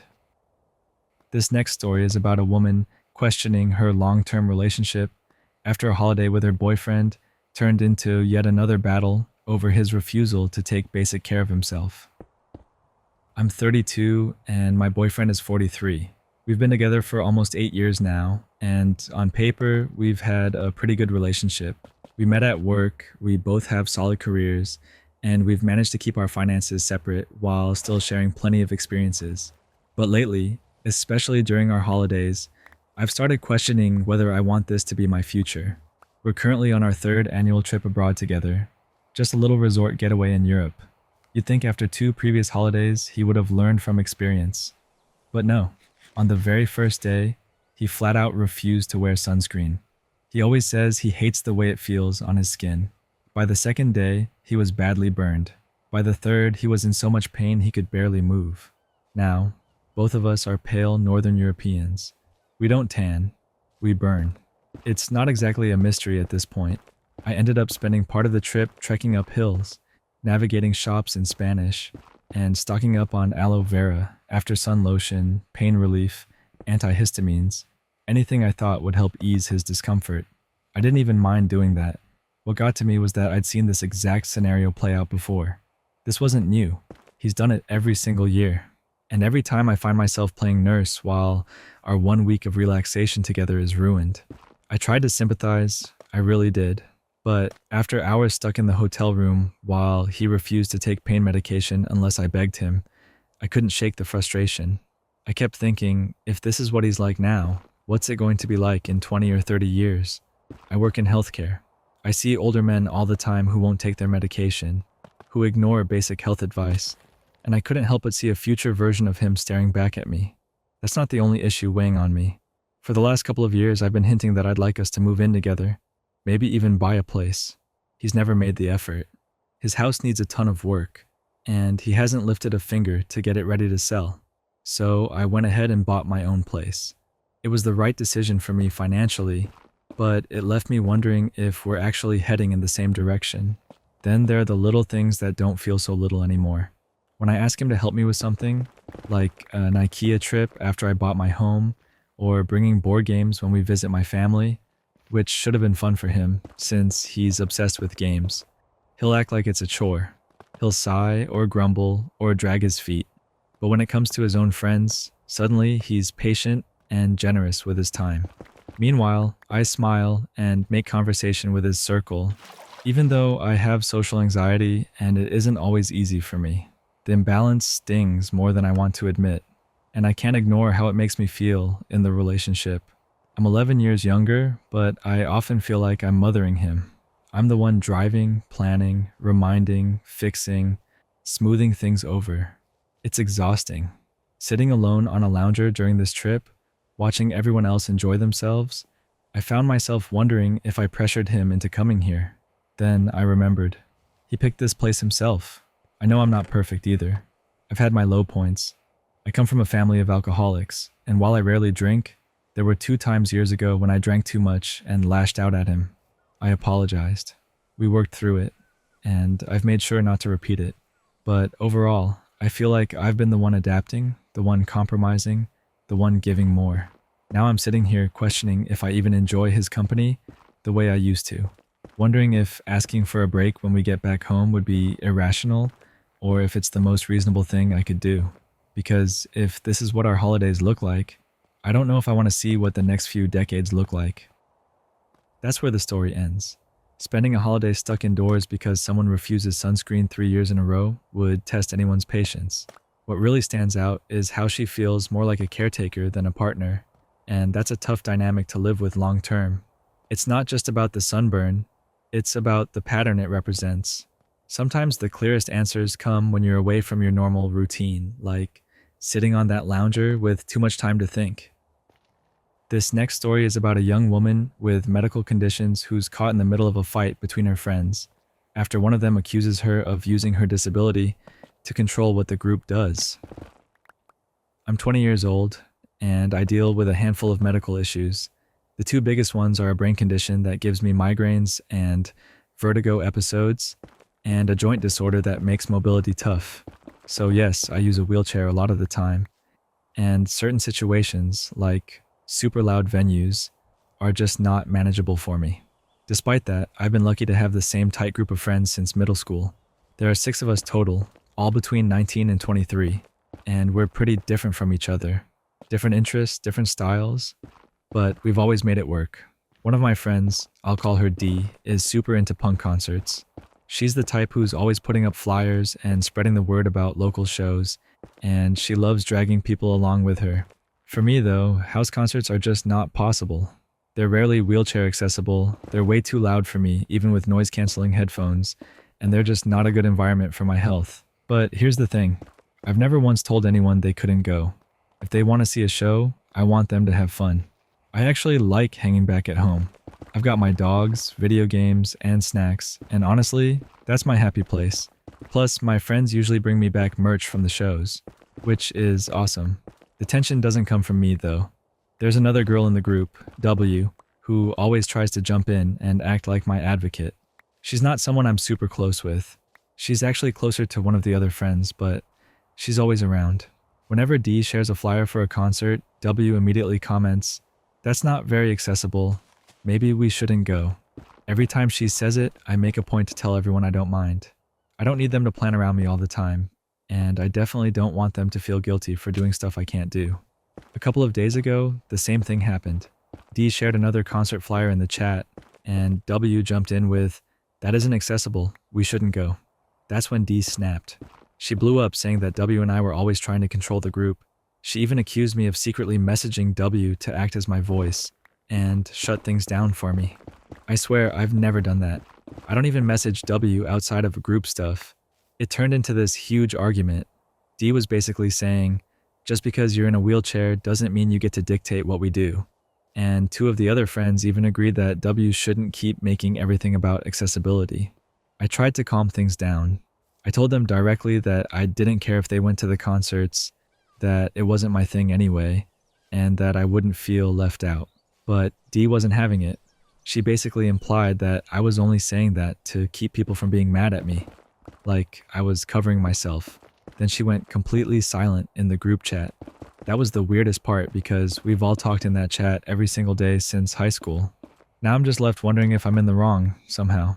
The only times I've ever brought up accessibility myself were in situations where I might actually go.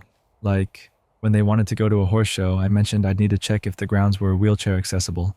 That felt reasonable. It wasn't me shutting it down, just making sure I could plan ahead. But now I'm questioning if even that is overstepping. So yeah, that's where I'm stuck. I never asked W to speak up for me. I never told anyone they couldn't go to a concert, and yet I'm somehow the one getting accused of controlling the group. That story wraps up here. It's wild how quickly friendships can shift when assumptions get thrown around. In this case, it feels like one person's good intentions just stirred the pot and made things worse for everyone. Sometimes trying to speak for someone creates way more drama than it solves. And honestly, being put in the middle when you've done nothing wrong has to feel frustrating. Friend groups usually ride out bumps like this, but it's tough when one person shuts down completely instead of talking it out. This next story is about a coworker who constantly plays the victim, hinting about food and money struggles, only for it to turn out she's just sponging off everyone else while spending freely on luxuries. At my job, I've got this coworker who always talks about being a single mom. She constantly reminds people of how hard her life is, and at first I felt for her. I don't doubt raising kids on your own is tough, but what started to bug me was how she'd use it to compare her life to mine. More than once, she's made these little comments about how easy I have it since I live with my kid's dad and we split responsibilities. It always feels like she's implying I can't possibly understand struggle because I'm not doing it on my own. But what really started standing out was how often she forgot to bring lunch or claimed she didn't pack enough food. At least once a week, she'd go on and on about being hungry until someone caved and offered her food from their lunch. At first I thought maybe she was just confiding in me, so I'd share extra snacks from my lunchbox. I usually pack more than I need anyway, so I didn't mind helping her out. Then I realized it wasn't just me. She'd pull the same act with other people too. I watched her do it at the break table, talking about how empty her stomach felt until somebody handed over chips or half a sandwich. I know at least 3 other coworkers who regularly give her food, and she never returns the favor. Never offers anything from her own stash. It's just a one-way street. At that point, I figured maybe she really was struggling financially. So I didn't complain. I kept giving her stuff here and there, thinking at least I was helping someone who needed it. But over time, the cracks started to show. In the last 6 months alone, she's gone on a holiday abroad, bragged about buying a brand new kitchen appliance just because she wanted the upgraded version, spent a bunch on a whole new wardrobe. Not secondhand either. All fresh retail, and now she's in the process of buying herself another car. And that's not even the only car in her household. It'll be her second one. On top of that, she loves to talk about how much money she spends on Christmas presents for her family. So yeah, she isn't exactly scraping pennies together for basic needs. She's not rich, sure, but she's definitely not too poor to buy food poor. She's just prioritizing luxuries and letting other people cover her daily essentials. The final straw for me was when I learned another coworker added her to their family streaming service subscription because apparently she had made it seem like she couldn't afford one. At this point, everyone around me still seems to be buying her poor me act, but I'm over it. I've stopped giving her my stuff, and since then, her tactics have gotten more obvious. Just the other day, I stocked up on some drinks for the week and left them in the shared fridge. She opened it, saw them, and then spent the next half hour loudly talking about how thirsty she was. We literally have free bottled water and a fully stocked coffee and tea bar at work. She could have had something to drink at any point, but no, she wanted my drinks. Or at lunch, I'll be sitting there with just a chocolate biscuit left after finishing my food, and she'll say things like, "I wish I'd brought some chocolate today to top off my lunch. I could really use the energy." I don't even respond anymore. I just quietly pack my lunchbox away, chocolate biscuit included, and act like I didn't hear her. At first I thought maybe I was being petty, but honestly, I've realized she's not hungry. She's just greedy. That's the end of this story. It's wild how some people can twist generosity into an expectation. Once you see through the act, it gets harder to ignore how calculated it feels. It makes you appreciate how important boundaries are, even with coworkers who love to play the sympathy card. Honestly, the quiet refusal to engage is probably the only thing that works with someone like that. This next story is about a woman who refused to attend her brother's wedding after years of being treated as though she never mattered in her family. Growing up, I always felt like I was playing second fiddle to my brother. The dynamic was set early. If we were given a small treat, like 3 candies each, I'd eat one and save the others for later. My brother, on the other hand, would eat all of his right away, then cry about wanting more. Instead of telling him tough luck, my parents would look at me and say, "Share with him. He's craving them." It didn't matter that I was the one showing patience or planning ahead. The message was clear. His wants came first, and mine were negotiable. That pattern never really went away. In school, I worked hard, got solid grades, and did everything I could to take advantage of the opportunities around me. I went to a regular public school and had to fight for every little extra I wanted, whether it was tutoring, English classes, or extracurriculars. Meanwhile, my brother was never much into studying. He got into trouble, and my parents responded by transferring him to a fancy private school. It didn't matter that I had proven myself while he hadn't. They rewarded him anyway. When he wanted to dabble in different jobs like bartending or massage or barbering, my parents funded it without hesitation. But when I needed help, it was always a debate, a negotiation, a question of whether I had earned it. After college, I moved abroad. I had almost no support. My mom quietly slipped me 600 euros behind my dad's back, and my boyfriend paid for my flight. That was all I had. I landed in a brand new country with just enough money for 1 month's rent and my luggage. It was tough. I was barely keeping my head above water, but I was determined to make it work. Then, 3 months later, my parents asked me to help my brother move to the same country. I resisted because I wasn't in a good position myself, but they kept pressuring me. Against my better judgment, I found him a job, a place to stay, and even let him crash in our tiny living room. 2 weeks later, he quit and moved to the capital with friends. He assumed money just magically appeared abroad, and when reality didn't match his expectations, he ran home complaining about how awful everything was. That became a theme. He'd try something, quit, complain, and people would rush in to rescue him. Meanwhile, I was expected to be independent and prove myself over and over again. A year later, he wanted to come back, but I couldn't help him anymore. My husband and I had just relocated for his new job, and I had to quit mine. Money was tight, and I needed to focus on my own life. My brother didn't take it well. As usual, he acted like the world owed him, and I was letting him down by not stepping up. My parents ended up helping him through other relatives, and he eventually returned with his girlfriend. Over the years, my parents kept calling me before his birthdays, urging me to be the bigger person. They'd tell me to reach out, to send him a message, to try again. I did for a while, but It was always one-sided. He never once returned the gesture on my birthday. Eventually, I stopped bothering. Why should I pour effort into someone who didn't care enough to even send a text? Meanwhile, I was putting in the work. I took every extra responsibility I could, learned as much as possible, and eventually earned promotions. My husband and I built a good life together from scratch, without leaning on relatives or friends. And when we got married, my brother didn't even show up. His excuse was that he had no money. But later I learned my parents offered him 1,500 euros to cover the flights and expenses. He declined anyway, and they sent him the money regardless. He didn't even send a text on the day. The only acknowledgement came days before the wedding, when his girlfriend messaged me, "Congrats," then quickly deleted it, saying it was meant for someone else. That was the last contact we had. Now he's the one getting married. My parents are begging me to go. They're recycling the same lines they've used all my life. Do it for us. Be the bigger person. He's your brother.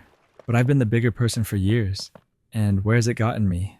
When I reached out, he ignored me. When I celebrated milestones, he skipped them. When I struggled, no one rushed to lift me up.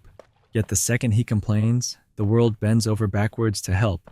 His fiancée even had the nerve to say my husband and I are lucky, as though our success just fell into our laps, ignoring the years of sacrifice, hard work, and determination it took to get here. I've been through therapy, and one of the hardest but most freeing lessons I've learned is that I don't owe anyone a relationship, not even family. I don't owe him a seat at my wedding.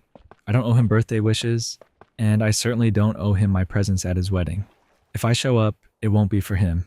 It'll be because my parents guilted me into it, and I am done living like that. I've spent enough of my life sidelined while they put him first. This time, I'm putting myself first. That's where this story ends. It's clear this isn't about one wedding. It's years of being treated as second best boiling over. What sticks out is how lopsided the family dynamic was, and how much weight was always put on one sibling's shoulders, while the other got endless bailouts. It's tough to carry resentment that deep, but honestly, choosing peace over another round of guilt trips makes sense. Sometimes walking away really is the healthiest move.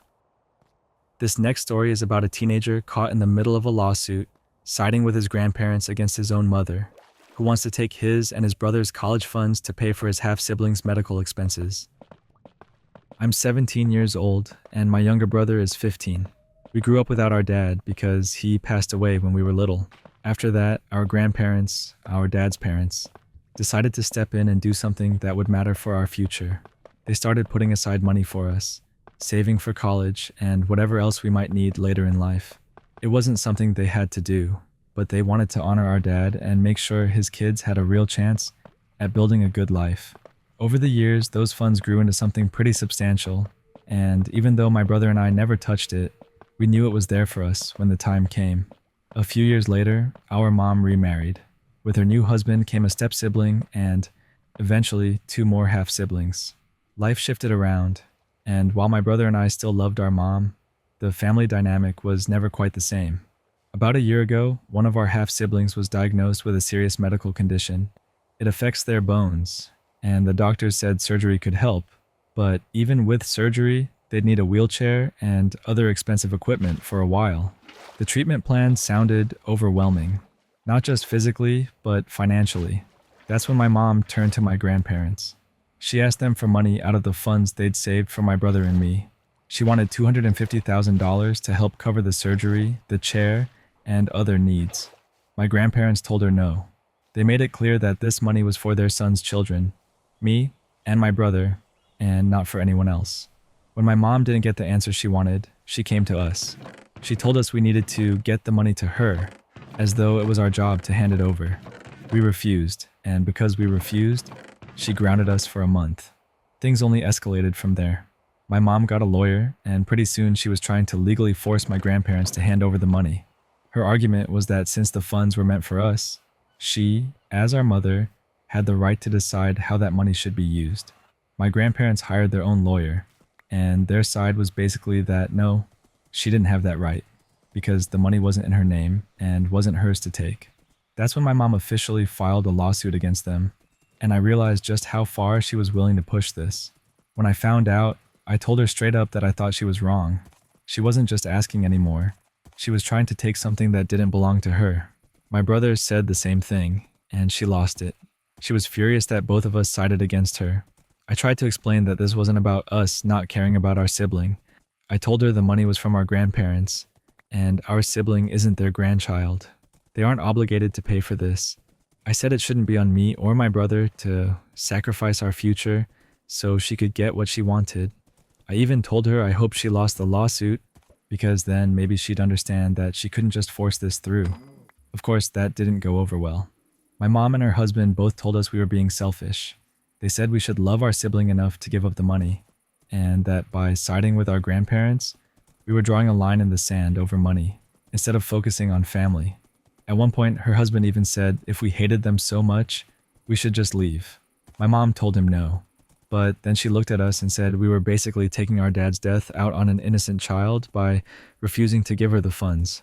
That cut deep because it's not about taking anything out on anyone. It's about not being manipulated into sacrificing the one safety net we have left from our dad's side of the family. The truth is, I do feel sorry for my sibling. None of this is their fault. They didn't ask for a medical condition, and they didn't ask to be caught up in this family war. But the blame doesn't belong with me or my brother or our grandparents. My mom and her husband are the parents in this situation, and it should be on them to figure out how to take care of their child. They shouldn't be turning to me and my brother, who are still kids ourselves, and trying to drain away our futures in the process. Now, every time my mom brings it up, I repeat the same thing. I tell her I'll always side with my grandparents, because they're right and she's wrong. I tell her it's not our fault and not our responsibility, but she refuses to let it go, and I can see how desperate she is. Still, the more she pushes, the more I dig in. I won't betray my grandparents, and I won't sacrifice the life they wanted us to have. That's the end of the story. This one really hits because it's not just a fight over money. It's a teenager trying to protect the one thing that was meant for him and his brother while being guilt-tripped by his mom. You can hear the pressure he's under, but honestly, siding with the grandparents makes sense here. Sometimes family loyalty gets twisted into obligation, and it feels unfair to put that kind of weight on kids. It's tough, but standing firm takes a lot of courage. This next story is about a hotel night auditor who had to choose between strict guest privacy rules and police officers asking for help with a wellness check, all while dealing with a frantic family. I work night audit at a hotel, and most nights are pretty quiet. I balance numbers, run reports, and keep the front desk covered in case anyone checks in late or needs something odd at 2 a.m. It's routine work, and it can get boring, but every once in a while, something happens that reminds you why all those safety policies are drilled into your head. This was one of those nights. It was around 1:36 in the morning when the phone rang. I answered like usual, and on the line was a woman who immediately asked me to connect her to her son, who she said was staying in the hotel. That's a red flag right away. The first thing they teach us is that we cannot, under any circumstances, confirm whether a guest is staying with us or connect outside calls to their rooms without permission. Privacy and safety come first. So I told her politely but firmly that I couldn't connect her to anyone in the hotel or give out any information. She didn't take that well. She said she had called earlier in the night and someone had connected her. She also told me she hadn't had contact with her son since noon, and she didn't even know his room number, but she did have his reservation confirmation number. I tried to offer her an alternative. I told her she could give me the confirmation number, and I'd leave a note for her son at the desk to pick up. That way I wasn't breaking policy, but I was still doing something to help. She refused. Instead, she asked my name, which I gave her again, and then she told me she was calling the police. I said, that's fine, and even offered her the hotel address. She said she already had it, and then the call ended. About 10 minutes later, right around 1:48, a police officer showed up at the front desk. I wasn't surprised. I printed out the email my general manager had sent us, a detailed reminder that we are not to give out any guest information to anyone, not even police officers in uniform, unless they have a warrant. We aren't even allowed to confirm if someone is in-house. The officer gave me the guest's name, glanced over the email, and told me he understood. Then he left the building but sat outside in his car. At 2 a.m, 2 more officers came in with the first one. They asked to look at the GM's email again and had a quiet conversation among themselves. After a minute, they asked me if I could do a wellness check on the guest. They explained that the mother was very worried because she hadn't heard from her son in days. They said they couldn't force me, and if I declined, they'd leave. But they also told me that from a parent's standpoint, and from their own experience, it was better to check in case something serious, like a medical emergency, was going on. That's when I had to make a decision. On the one hand, I had very clear instructions drilled into me by my manager not to give out information, period. On the other hand, I had 3 officers standing in front of me asking for a chance to make sure someone was alive and safe. After a moment, I gave them the room number, but I made them promise not to give that information to anyone else. They went upstairs, knocked a few times, and then came back down saying the guest hadn't answered the door. But they did hear movement inside and heard the TV click off. They asked me if they could call the room from the desk phone. I said yes. They tried twice, but both times the line was busy, as if the guest had picked up and immediately hung up. After that, they thanked me, left the building, and sat outside for a while before eventually driving off. Not long after, the phone rang again. This time it was the guest's sister. She said her brother was missing and demanded to be connected to his room. I gave her the same response I'd given her mom. I could not connect outside calls to a guest. I did let her know that officers had already done a wellness check and that her brother was okay, at least as far as anyone could tell. She didn't believe me. She said the officers weren't being helpful and accused me of lying. She asked when a manager would be available, and I told her both my supervisor and the GM would be in during the morning. Then she hung up. It was my first time handling a situation like this, and I'll admit I felt conflicted afterward.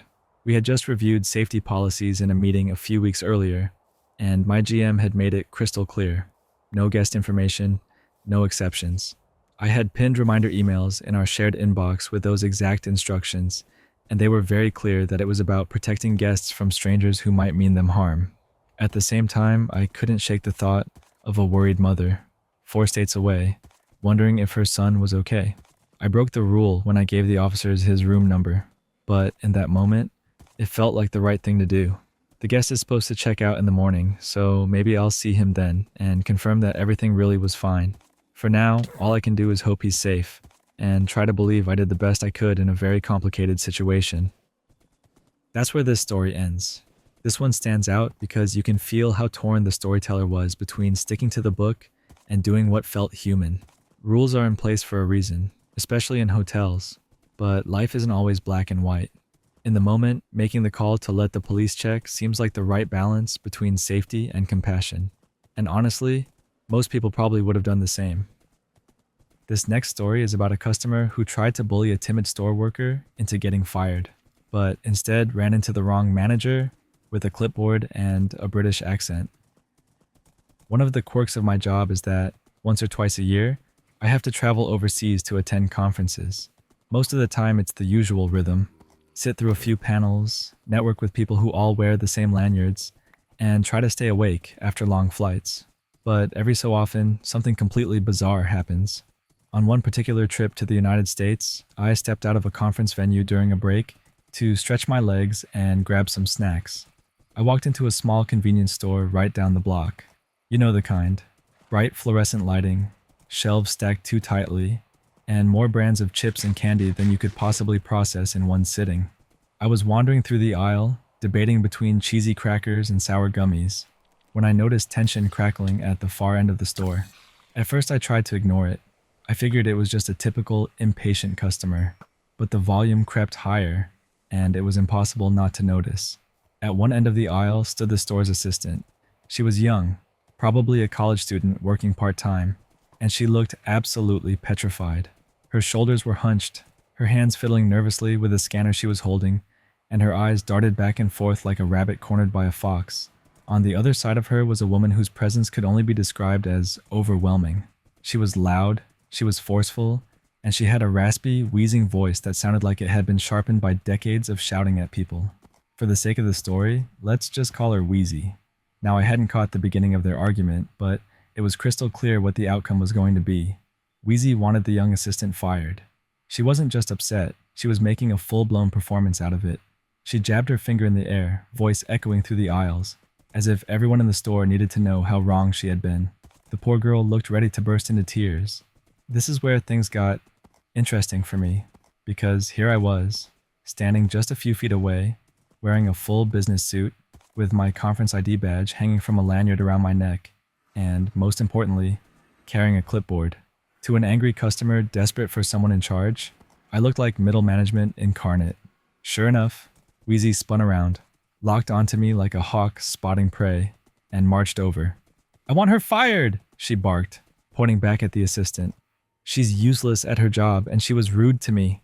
It was almost laughable, because I could tell instantly the only thing that assistant had been guilty of was existing within Wheezy's blast radius. But instead of correcting her or brushing her off, another idea hit me. I raised my clipboard dramatically, flipped to a blank page, and started scribbling furiously, as though I were documenting the incident in great detail. Wheezy froze, confused. "What are you doing?" she demanded. Putting on my best crisp British accent, I said, "I'm sure you agree, madam, that what you're requesting must be carried out with the proper procedure. Just one moment, I do apologize for the delay." Her face shifted from outrage to bewilderment. It bought me just enough time to tear off the piece of paper, walk past her, and hand it discreetly to the terrified shop assistant. In quick, messy handwriting, I'd scrawled, "I don't work here, so I can't fire you. Go get a manager. This may get ugly." The assistant's eyes widened, and then she bolted. 1 second she was there, the next second she was gone in a blur, probably sprinting to the back room to find someone with an actual name tag and authority. That left me face to face with Wheezy. She stared at me, waiting for action. I stared back, tapping my pen against the clipboard for effect. Finally I said, "Now then, madam, your name and address, please." She blinked. "What? Why do you need my name and address?"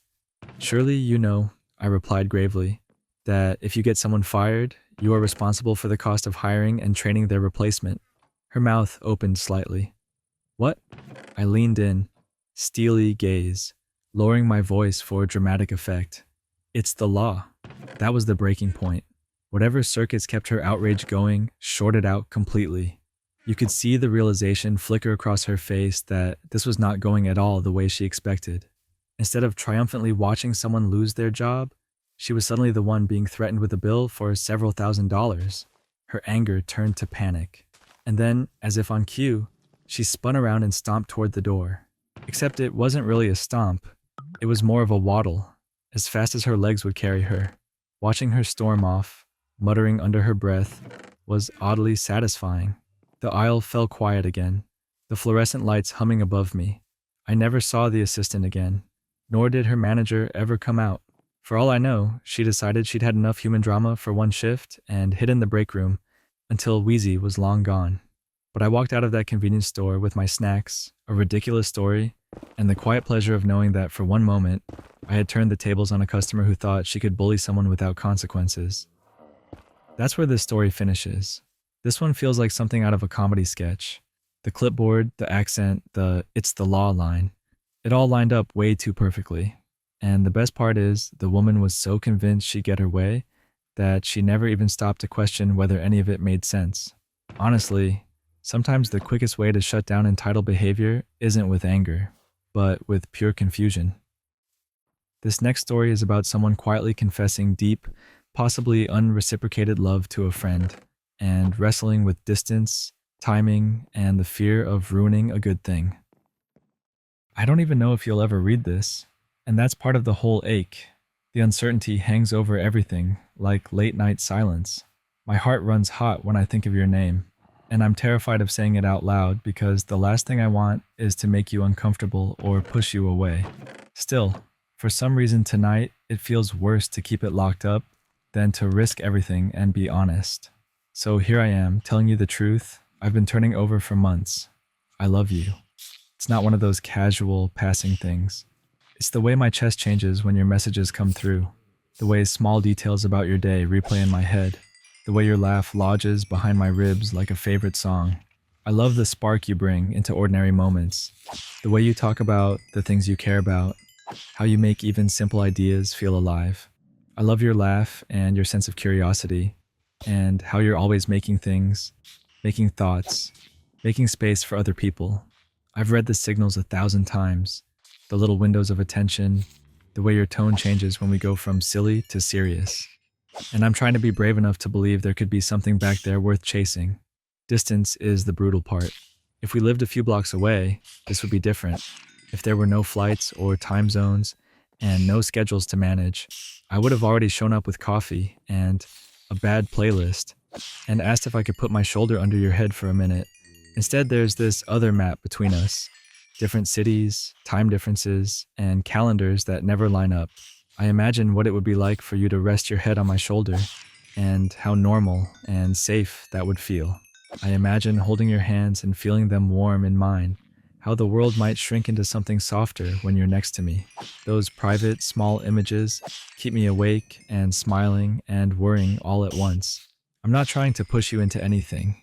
I know that saying it outright puts pressure on a friendship that's been effortless for both of us, and I would rather keep what we have than break it with a poorly timed confession. But I also can't keep pretending everything's neutral when my thoughts keep tilting toward you. There are these hours when I could talk to you forever. Time evaporates when we get into the same rhythm. We bounce ideas back and forth. We riff on nonsense. We get careless and honest in the way that makes late nights feel like home. You make me feel safe, like I can tell you things I don't say to anyone else. That's rare, and it's terrifying and precious at the same time. Part of me worries about the differences between our lives. We come from different worlds in a lot of practical ways, and sometimes I wonder if that will matter in the long run. But those differences blur when we connect the way we do. The things that matter most, curiosity, kindness, the way we laugh at the same ridiculous jokes, feel aligned. I keep replaying conversations where you let a guard down, and I realize how much we get each other without trying. I'm clumsy with big words, but with you it feels effortless. I can be myself, and that eases the constant background noise that usually lives in my head. There's a fear, too. What if I say this and everything shifts? What if you don't feel the same and the rhythm we have fractures into awkward pauses? That thought twists my stomach. I won't pretend it's not a risk. It is. But staying quiet has started to feel like a different kind of risk. The risk of always wondering what might have been, of building a life around small, safe moments, while the possibility of something deeper passes by untested. If I'm honest, I don't want to spend years asking, what if? I want to know, even if the answer is hard. So here's the messy heart of it. I love you. I love the way you animate ordinary things, how you surprise me when you're unexpectedly earnest, the quiet bravery you show when you share little parts of your life. I love that when I'm with you, time seems to thin, and I can breathe better. If there's any chance at all that you feel even a trace of this, I want to be brave enough to find out with you. If you don't, I promise I won't make things unbearable. I'll do my best to keep the friendship intact, to be the person who listens and laughs and shows up, because having you in my life, even as a friend, is worth protecting. Distance makes everything harder, but it also taught me something honest. I can't plan my whole life around avoiding the possibility of heartbreak. I'd rather take the risk of looking foolish than spend forever wondering and never knowing how it might have been. Call me old-fashioned if you like. I can't help how the heart decides what matters. I love you truly, and I don't know what to do next except to leave this here and hope you'll meet me somewhere, whether that's a gentle, mutual step forward or a careful, kind no that keeps us as we are. Either way, I had to tell you. That's the end of this story. There's a real tenderness in putting feelings like that out into the world, even when the outcome is unknown. It takes guts to risk friendship for honesty, and the possibility of either answer, yes or no, is heavy in a good way. For anyone listening, I'd say this: vulnerability like that is rare and brave. It might get messy, but it also opens the door to something real. Either way, the courage to speak matters more than how it ends. This next story is about a planned hiking trip that turned into a battle of expectations as an adult child tried to enjoy nature while their elderly parents transformed the vacation into something entirely different. A couple of months ago, I casually mentioned to my parents that I wanted to take my dogs to a national park. It was about an 8-hour drive away, dog-friendly, and known for its hiking trails. I thought it would be the perfect little escape. Just me, the dogs, and some trails to clear my head. My parents, who are both in their 80s, perked up immediately and said they wanted to come along. I didn't see any problem with that at first. I told them it was fine, but I made one thing clear from the start. I wanted to spend at least one day hiking. Weeks passed, and I started casually looking up trails, but nothing was locked in. Work got hectic, and honestly, I thought about postponing the whole thing until next year, but my dad kept bringing it up. He'd ask when we were going, if I'd booked anything, if plans were moving forward. The thing is, my dad really should be in a wheelchair at this point. He's stubborn and refuses, but he can't do stairs and can barely walk without difficulty. A trip with dogs and trails is one thing. A trip that has to be handicap accessible is another thing entirely. Planning one is infinitely easier than the other. Still, they made absolutely no plans themselves. Zero. Nothing. They just kept sighing and complaining about how we hadn't gone yet. So, finally I caved and booked it all myself. I found an Airbnb that had a ramp and a walk-in shower so they wouldn't struggle. I looked up tours that were specifically marked as handicap accessible. I even downloaded self-guided driving tour apps to my phone, figuring if we couldn't get out and walk around much, at least they could see something from the car. To make them happy, I even drove them to spots they remembered visiting as children. All of it was on me, every single detail. And the whole time it became clear I wasn't going to get even one hike in. Not a short one, not an easy one. Nothing. We couldn't even go into little shops because my dad couldn't walk far. Instead, we sat in the car for hours every day, driving from spot to spot so he could look out the window. My poor dogs, who I had envisioned running around trails and enjoying the outdoors with me, were stuck inside the car with us. My parents wouldn't lift a finger to look up a single thing to do. So I was not only the driver, but the researcher, the tour guide, and the fixer. At one point, when the TV at the Airbnb wasn't working, I thought maybe I could finally just relax. But no, I had to drive out to the store, buy extra cables and parts, and troubleshoot until they could watch something. Every time I thought I'd earned a small moment to myself, they handed me another responsibility. It was exhausting. By the fourth day, I couldn't take it anymore. I completely lost my patience, announced we were going home, packed everything up, and drove us back early. They were furious with me, claiming I had a bad attitude and ruined the trip. When I said I was tired of catering to them, they snapped back that they had catered to me for years, as if taking care of me as a child somehow justified monopolizing my adulthood now. In the end, I paid for the whole trip, handled every detail, gave up all of my own plans, and was told I was ungrateful for pulling the plug when I reached my breaking point. They hijacked what was supposed to be my vacation, and somehow I ended up the villain in the story. That's where this story finishes. Man, that sounds draining.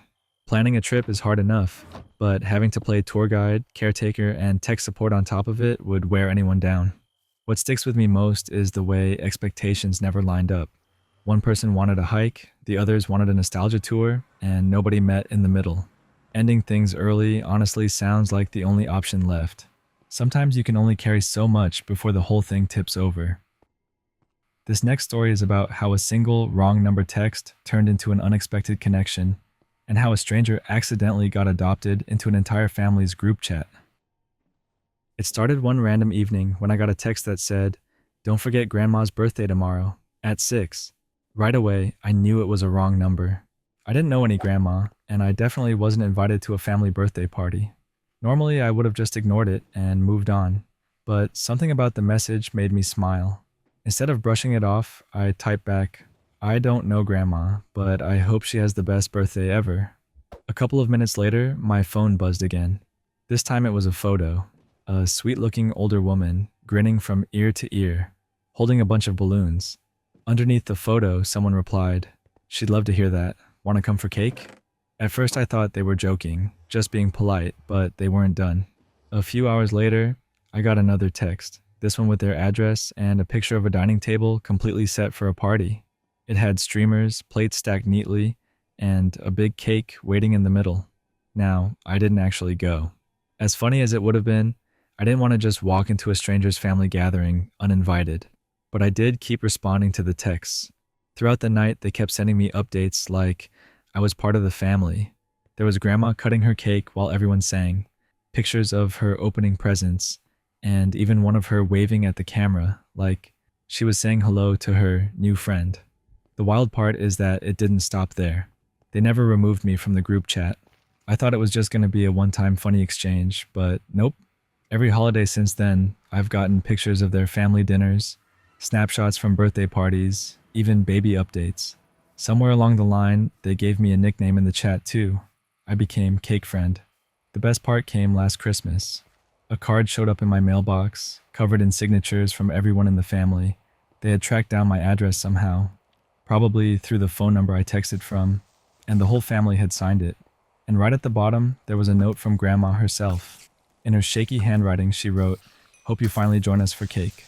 So yeah, one random wrong number text about a birthday turned into me accidentally becoming Cake Friend. And now I get holiday updates from an entire family I've never actually met in person. That's the end of this story. I think this might be one of the happiest accidents I've ever heard. It's crazy how one small decision, like replying instead of ignoring, can open up something so wholesome. The whole Cake Friend thing makes it even better. It feels like a running joke they'll keep forever. Honestly, if that were me, I'd probably keep all those photos and cards just to look back on later. This next story is about a new mom who finally hit her breaking point after weeks of exhaustion, only to have her husband lash out at her when she needed support the most. To set the scene, I had just given birth to our second child 3 weeks ago. On top of caring for a newborn, I also have a freshly turned 2-year-old, and I'm balancing full-time online college courses. My husband works 12-hour shifts on a 2-on, 2-off rotation, including every other weekend. Because of his demanding schedule, I've never once asked him to wake up at night with the baby. I take care of every nighttime feeding, every diaper, and every bottle wash. I've also kept up with all the housework since only 2 days postpartum. He gets a full 8 to 9 hours of sleep each night, completely uninterrupted, while I run on fumes. Even though I'm exhausted, I've done everything I can to be the good wife.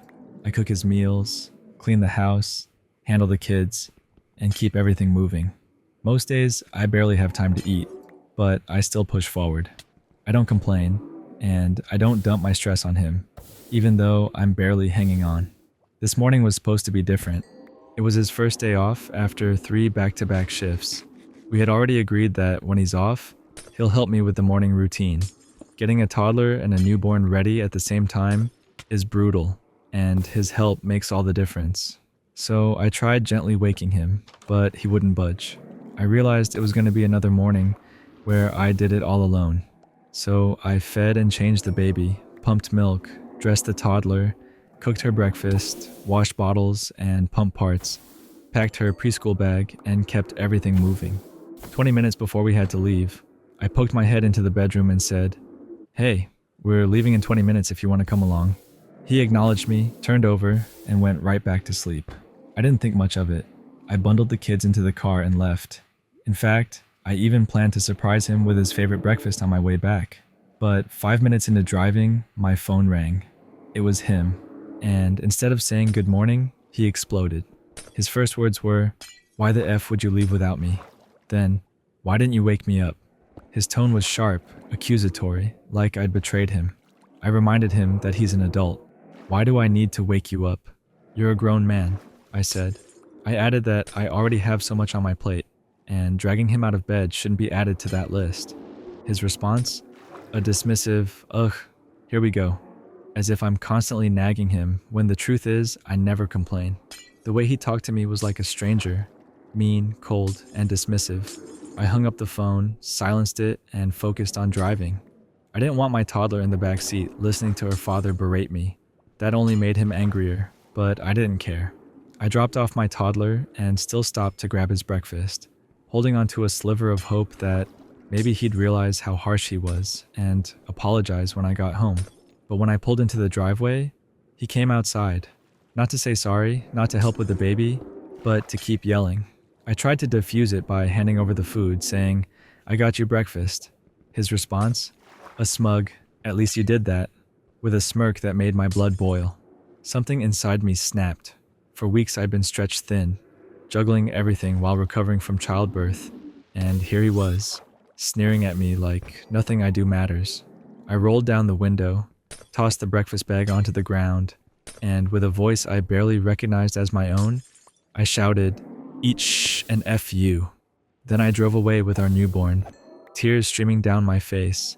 Now I'm sitting in a McDonald's parking lot, baby in the back, trying to collect myself. I've never spoken to my husband that way. I've never reacted with that kind of anger, but his cruelty, his dismissal, and the way he spoke to me after everything I do, it was too much. That's where the story ends. That kind of explosion usually doesn't come out of nowhere. It builds over weeks of exhaustion and feeling invisible, until finally, something cracks. It sounds like she'd just reached the end of what she could silently carry. And honestly, tossing the breakfast feels less like overreacting and more like finally letting that frustration out. Sometimes one tiny moment is just the last straw. This next story is about someone who thought they were just helping out with a routine work interview, only to discover that the candidate walking through the door was none other than the person who made their high school years miserable. Earlier this week, I was scheduled to sit in on a series of interviews for a new role on our team.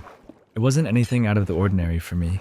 I've been in this company for a good while now, settled into a mid-level management role where part of the responsibility is weighing in on new hires. Usually it's pretty straightforward. Show up, smile, listen, take notes, share my perspective afterward, and move on. But this time, things didn't turn out to be routine at all. When the interview calendar first landed in my inbox, I skimmed through the names without much thought. That's when one of them caught my eye, Jake. At first I brushed it off. It's not an uncommon name, and it had been more than 15 years since high school. But as soon as I saw his last name attached, I felt this sinking sensation in my chest. It couldn't be, right? The odds seemed too slim. Still, a part of me braced for the possibility. The moment he walked into the room, that faint hope I had disappeared. It was him.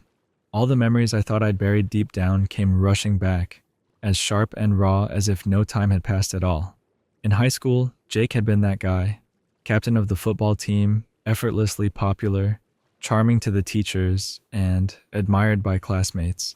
He had that kind of charisma that made people gravitate toward him. But for me, he was the nightmare that never left me alone. I was the awkward theater kid, the one who loved scripts, rehearsals, and staying out of the spotlight anywhere else. Jake and his friends made sure I was reminded daily that I didn't fit in. The jokes, the pranks, the casual cruelty that always seemed to be brushed off as just messing around. It wasn't just teasing. It was years of feeling like I didn't belong, years of being reminded I was less than, and Jake had been at the center of it all.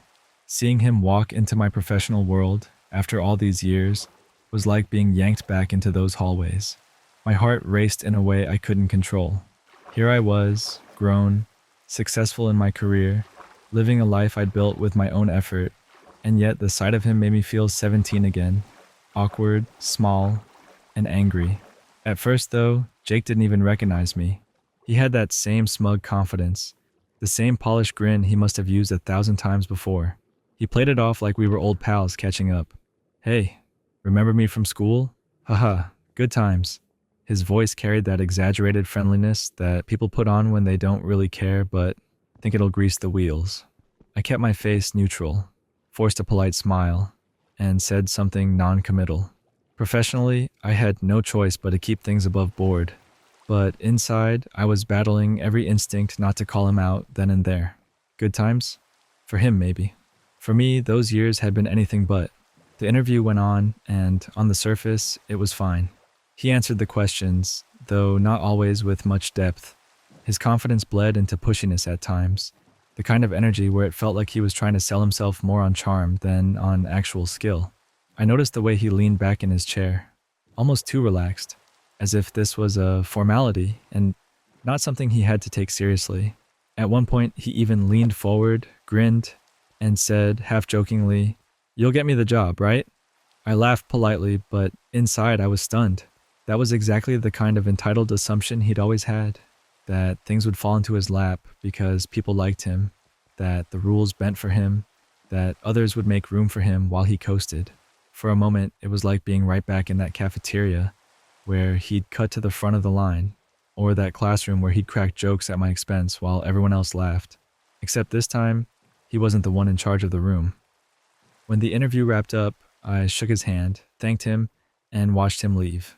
As the door closed, I finally let myself breathe. The room felt different once he was gone. Lighter somehow. But my chest was still tight, because even though the interview was over, the storm inside me wasn't. Later, when it came time to finalize my notes and review his performance, I didn't sugarcoat a thing. I stayed fair because that's what the process demands, but I didn't give him an inch of special treatment.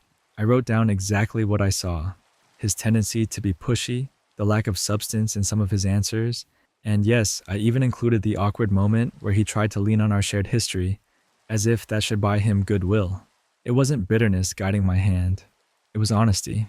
If he hadn't been for my past, I'd have written the same notes about any candidate who carried themselves that way. Still, I won't deny that there was a certain satisfaction in knowing that my teenage tormentor wasn't going to charm his way into this role. Not on my watch. For once, the balance had shifted. I wasn't the kid in the back row anymore. I was the one holding the clipboard, the one with a say in his future, the one who didn't have to bend under his confidence anymore. But alongside that satisfaction was discomfort, because as much as I wanted to think I'd left all of that behind, seeing him made me realize how deeply those old wounds still ran. 15 years had passed. I'd built a career, carved out a life, grown into someone stronger and more capable. And yet, for that one interview, I was pulled back into a version of myself I thought I'd outgrown. It's strange, isn't it, how certain people can still hold that kind of power over us, even when they don't mean to, even when they've long since stopped thinking about it. The interview ended, the decision was made, and Jake didn't get the job. Professionally, it was all very clean. Personally, though, I was left turning it over in my head for days. Maybe it was closure, in a strange way, or maybe it was just a reminder that the past doesn't always stay in the past, no matter how much time goes by. That's the end of this story. It's kind of wild how someone you haven't seen in over a decade can still have that kind of impact. It's not even about holding a grudge. It's more about realizing that certain scars don't just fade when you grow up. Honestly, it sounds like keeping things fair and professional while also being truthful was the perfect balance. Sometimes that's the only real way to move forward. This next story is about someone who develops a crush on their neighbor in the dorms, but feels stuck trying to figure out if it could turn into something real. Living in the dorms at a small liberal arts college has always come with a strange mix of privacy and community. On one hand, you're surrounded by classmates and familiar faces at almost every turn. On the other, you're still strangers, each of you carving out little bubbles of independence behind thin walls and locked doors. For me, being a senior now, I had thought I'd seen it all, that the rhythms of dorm life were predictable by this point. But this year, something unexpected happened. I developed a crush on the guy who lives directly across the hall. From the very first week of the semester, I noticed him. He's tall, with the kind of presence that makes you aware of him even before you get a good look. Handsome in that natural, unforced way. The kind that doesn't need attention, but somehow gets it anyway. What really drew me in, though, wasn't just him, but the sound of his cat. She has this distinct meow, loud enough to echo through the hallway whenever he leaves her alone. It's almost like her way of demanding the whole building acknowledge her existence. At first, it was just a quirky background detail of my days, but quickly it became the excuse I needed to reach out to him. One evening, after going back and forth in my head about whether it would seem weird or forward, I sat down with a simple card. I wrote a short note introducing myself, nothing over the top, just my name, my major, and a friendly hello. It felt safer than knocking on his door unannounced. I slid it under his door and then waited, nervous but hopeful. To my surprise, the very next day, he slipped a reply back to me. It was straightforward, polite, and even included the cat's name because I had asked. That was it. No long conversation, no immediate spark of friendship, but still, it was a start. For weeks, that was as far as things went. We would occasionally cross paths in the hallway, exchange a nod or a smile, but never much more than that. Still, my crush only grew. Every time I heard the cat meowing, I caught myself smiling, thinking about him. Then, during a grocery run, I had an idea. I walked down the pet aisle and spotted a bag of cat treats, the exact kind my cats at home loved. Even though my own pets were in another state and not allowed in the dorms, I thought, why not? Maybe it would be a small, thoughtful gesture, and maybe it would finally lead to a real conversation. So when I got back to campus, I left the bag by his door. No note, no explanation, just the treats. I ducked back into my room and tried not to overthink it. Hours later, there was a knock at my door. It was him, holding the bag with a smile, thanking me for the gift. He even invited me in to meet his cat. She really was gorgeous. soft fur, wide eyes, and a personality that matched the meows I'd heard echoing through the hall. We chatted briefly, nothing too deep, but enough for me to feel like the ice was finally broken. The problem is, I still didn't know how to go from that small interaction to something bigger. I didn't know if he was single, or if he had a girlfriend, or if he'd even be interested in me at all. My crush was strong, but my uncertainty was stronger. I didn't want to push too hard, and I didn't want to make things awkward, especially with us living across the hall from each other. I decided I couldn't just sit and wait. I hadn't run into him in person again, so I went back to the method that had worked before, writing a note. This time it was longer. I thanked him for letting me meet his cat, mentioned again how lovely she was, and then asked if he'd like to grab a coffee with me, or maybe go for a walk. Living in New England in the fall, the world outside looks like it's been painted orange and gold leaves everywhere, the kind that crunch under your shoes with every step. A walk seemed like an easy, low-pressure way to talk. I slipped the note under his door, just like the first time, and added my phone number at the bottom. Then I waited. At the time I'm telling this, it's only been about 5 hours since I sent it, so there's no response yet. Maybe he'll text, maybe he won't. I keep checking my phone, heart skipping every time it lights up, hoping it's him. I'm nervous, of course. Part of me worries that I might have read into things too much, that he might not be interested at all, or that he could already be seeing someone. But another part of me knows that if I didn't try, I'd regret it. Even if nothing comes of it, at least I'll know I put myself out there. And honestly, that feels like a small victory in itself. That's where this story ends. Man, I can feel that mix of nerves and excitement just from hearing it. There's something so real about taking a small chance like that, even if it's scary. Sometimes the simplest gestures, like a bag of cat treats or a handwritten note, can say a lot more than people realize. It's cool to see someone actually pushing through that hesitation, because those are the moments that stick with you. And whether it works out or not, at least they'll know they went for it. This next story is about a family gathering where someone managed to shut down their bullying uncle without saying a single word. Growing up, I never really enjoyed spending time around my uncle. He wasn't a kind man, and honestly, he had a reputation in our family for being rough in all the wrong ways. He had this idea that boys, and sometimes even girls, needed to be toughened up, and his way of doing that was through constant roughhousing. He loved play punching, but there was nothing playful about it. He'd hit kids in the arm hard enough to make them flinch, then laugh it off as if it was some kind of bonding experience. It wasn't. It was just bullying disguised as a joke. And unfortunately, his own grandsons, two sweet, mild-tempered kids, grew up with him doing the same thing to them. To this day, I've never once heard anyone in the family say they miss him since he passed away. And that probably tells you everything you need to know. By the time I was in my early 20s, about 24 or so, I had gotten very good at avoiding him. At family gatherings, I'd quietly steer clear because I just didn't see the point in engaging. He was loud, overbearing, and quick to make fun of people. I'm the opposite. I've always been quiet, the kind of person who tries to blend in rather than stand out, especially in my family. They're a loud bunch, full of opinions, arguments, and the kind of constant bickering that makes my skin crawl. I hate raised voices. I hate unnecessary conflict, and I don't like to argue. My way of surviving family events was simple: keep my head down, stay out of the fray, and let the storm pass. On top of that, I had been a pacifist since I was about 16. I never made it my entire identity, but it was, and still is, a personal standard I hold myself to. Most people who know me probably wouldn't even be aware of it unless it came up naturally in conversation. I don't preach it, I don't announce it, I don't try to make anyone else live the same way.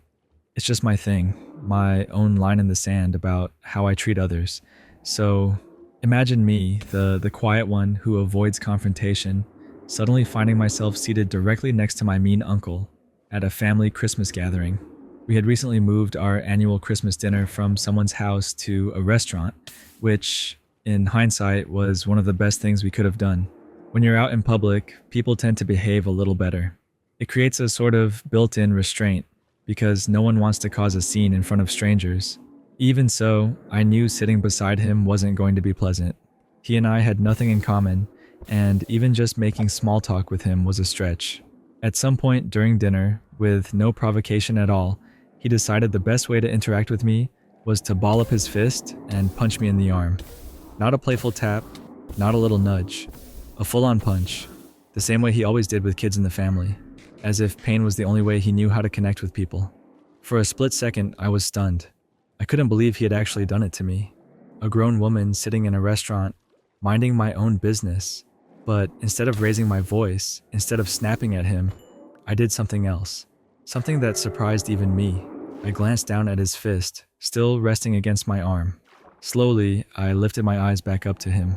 I let my gaze linger, not angry, not amused, just calm, cold, and unflinching. Then I looked down at his fist again, as if to silently ask, "Really? This is what you're doing?" And then, without saying a single word, I turned my head away and resumed my conversation with the family member on my other side, as though he wasn't even worth addressing. The silence that followed was almost palpable. He froze.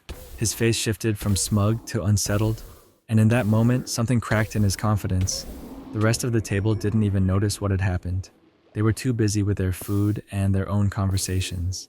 The only person who caught the whole thing was my mother, sitting across from us, and even she didn't say a word.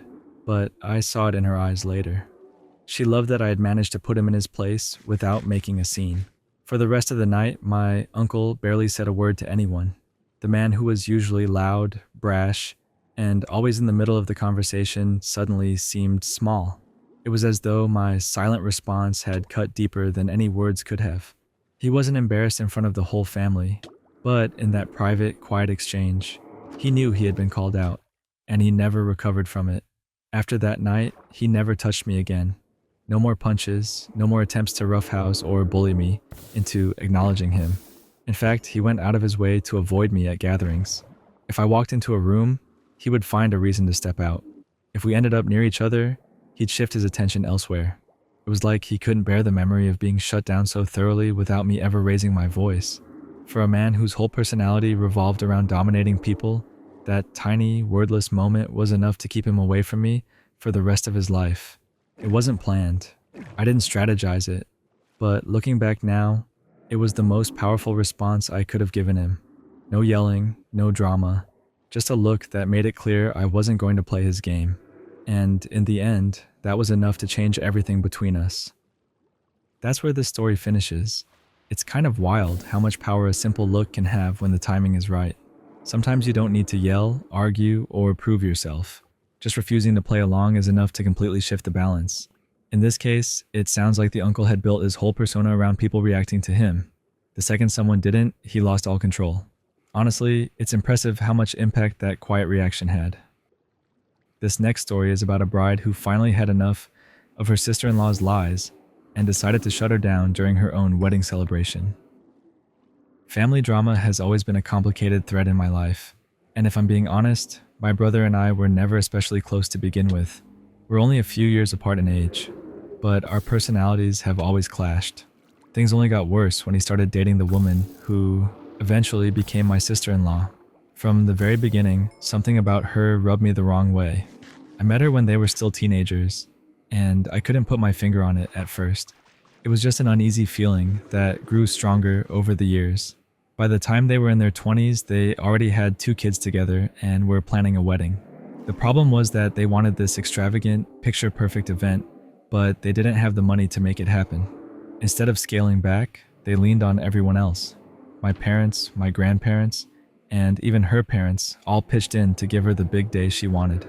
We're talking catered food for over 100 people, a decorated venue, fresh flowers, the whole 9 yards. She had her dream wedding, funded entirely by other people's pockets. A few months before their wedding, she asked me to be a bridesmaid, something that surprised me, since she knew I didn't care much for her or my brother. On top of that, she wanted my 4-year-old daughter to be the flower girl. Of course, the honor came with strings attached. Even though she wasn't paying for her own wedding, she still made me pay for both my dress and my daughter's. She picked out this hideous Barney purple gown from a chain bridal store, and I shelled out more than $250 for it. The dresses got shipped to her mom, who insisted on holding on to all of them until the wedding. Then came the first real blow. 2 weeks before the wedding, I got a message from her out of nowhere. She told me, flat out, that everyone in my family disapproved of me attending, and that it would be best if I didn't show up. She even wrote the words, "I think it's best if you don't come." But, and this is the kicker, she still wanted my daughter to be there as the flower girl. That should have been the red flag, right? But at the time, my relationship with my family was already rocky. I had gone through some really hard years in my late teens, struggled, gotten clean, and rebuilt myself. But even after more than 5 years sober, a lot of my relatives still looked at me with judgment. They never fully forgave or forgot those difficult years. So when she told me they didn't want me at the wedding, I believed her. I agreed not to go, but I still let my parents take my daughter because she had been so excited to be part of it. I didn't explain the whole situation to them, and when they didn't ask why I wasn't going, that only reinforced my belief that my sister-in-law had been telling the truth. Later though, the truth came crashing down. After the wedding, I started getting flooded with angry messages from family members. People said I had been selfish for backing out at the last minute, that I hurt my brother and his fiancée deeply, and that I embarrassed the family after they all chipped in money. I was blindsided. I hadn't backed out. I had been told not to come. But it turned out my sister-in-law had spun this huge lie, telling everyone that I had flaked at the last second. She fed the story to my parents before the wedding, which explained why they never questioned me. Everyone just assumed her version was true because, well, I was the family outcast. That's not all. Remember that $250 dress? I begged her for months to return it so I could at least get my money back. Every time, she gave me another excuse. It's in storage. My mom has it, but she's sick. We'll arrange a time soon. A year later, I still didn't have the dress. By the time she finally returned it, it was too late to get a refund. I couldn't even sell it for $25, so I ended up repurposing it into a Megara costume from Hercules for Halloween. At least the ridiculous purple color finally served some purpose. Years passed, and eventually it was time for my own wedding. We hosted it on 14 acres of family land, a week-long campout with 80 guests. It was magical. Champagne flowing, fairy lights strung through the trees, campfires burning late into the night, and dancing that went on until the early hours. My family and I had repaired most of our relationships by then, so I wanted the day to be filled with love, joy, and peace. But of course, my sister-in-law couldn't let that happen. The night of my wedding, while everyone else was celebrating, she went around whispering to anyone who would listen about how terrible I was for backing out of her wedding years before.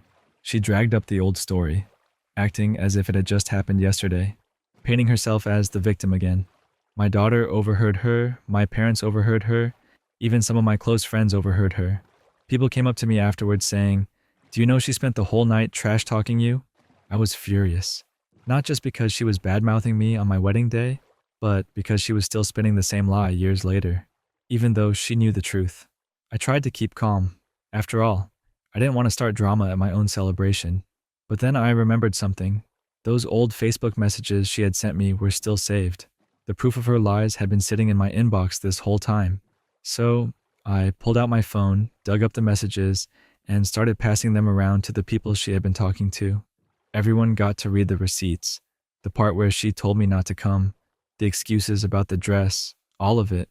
And suddenly, her narrative crumbled. For once, the truth spoke louder than her drama. I didn't even have to confront her directly. I didn't need to cause a scene or scream across the campfire.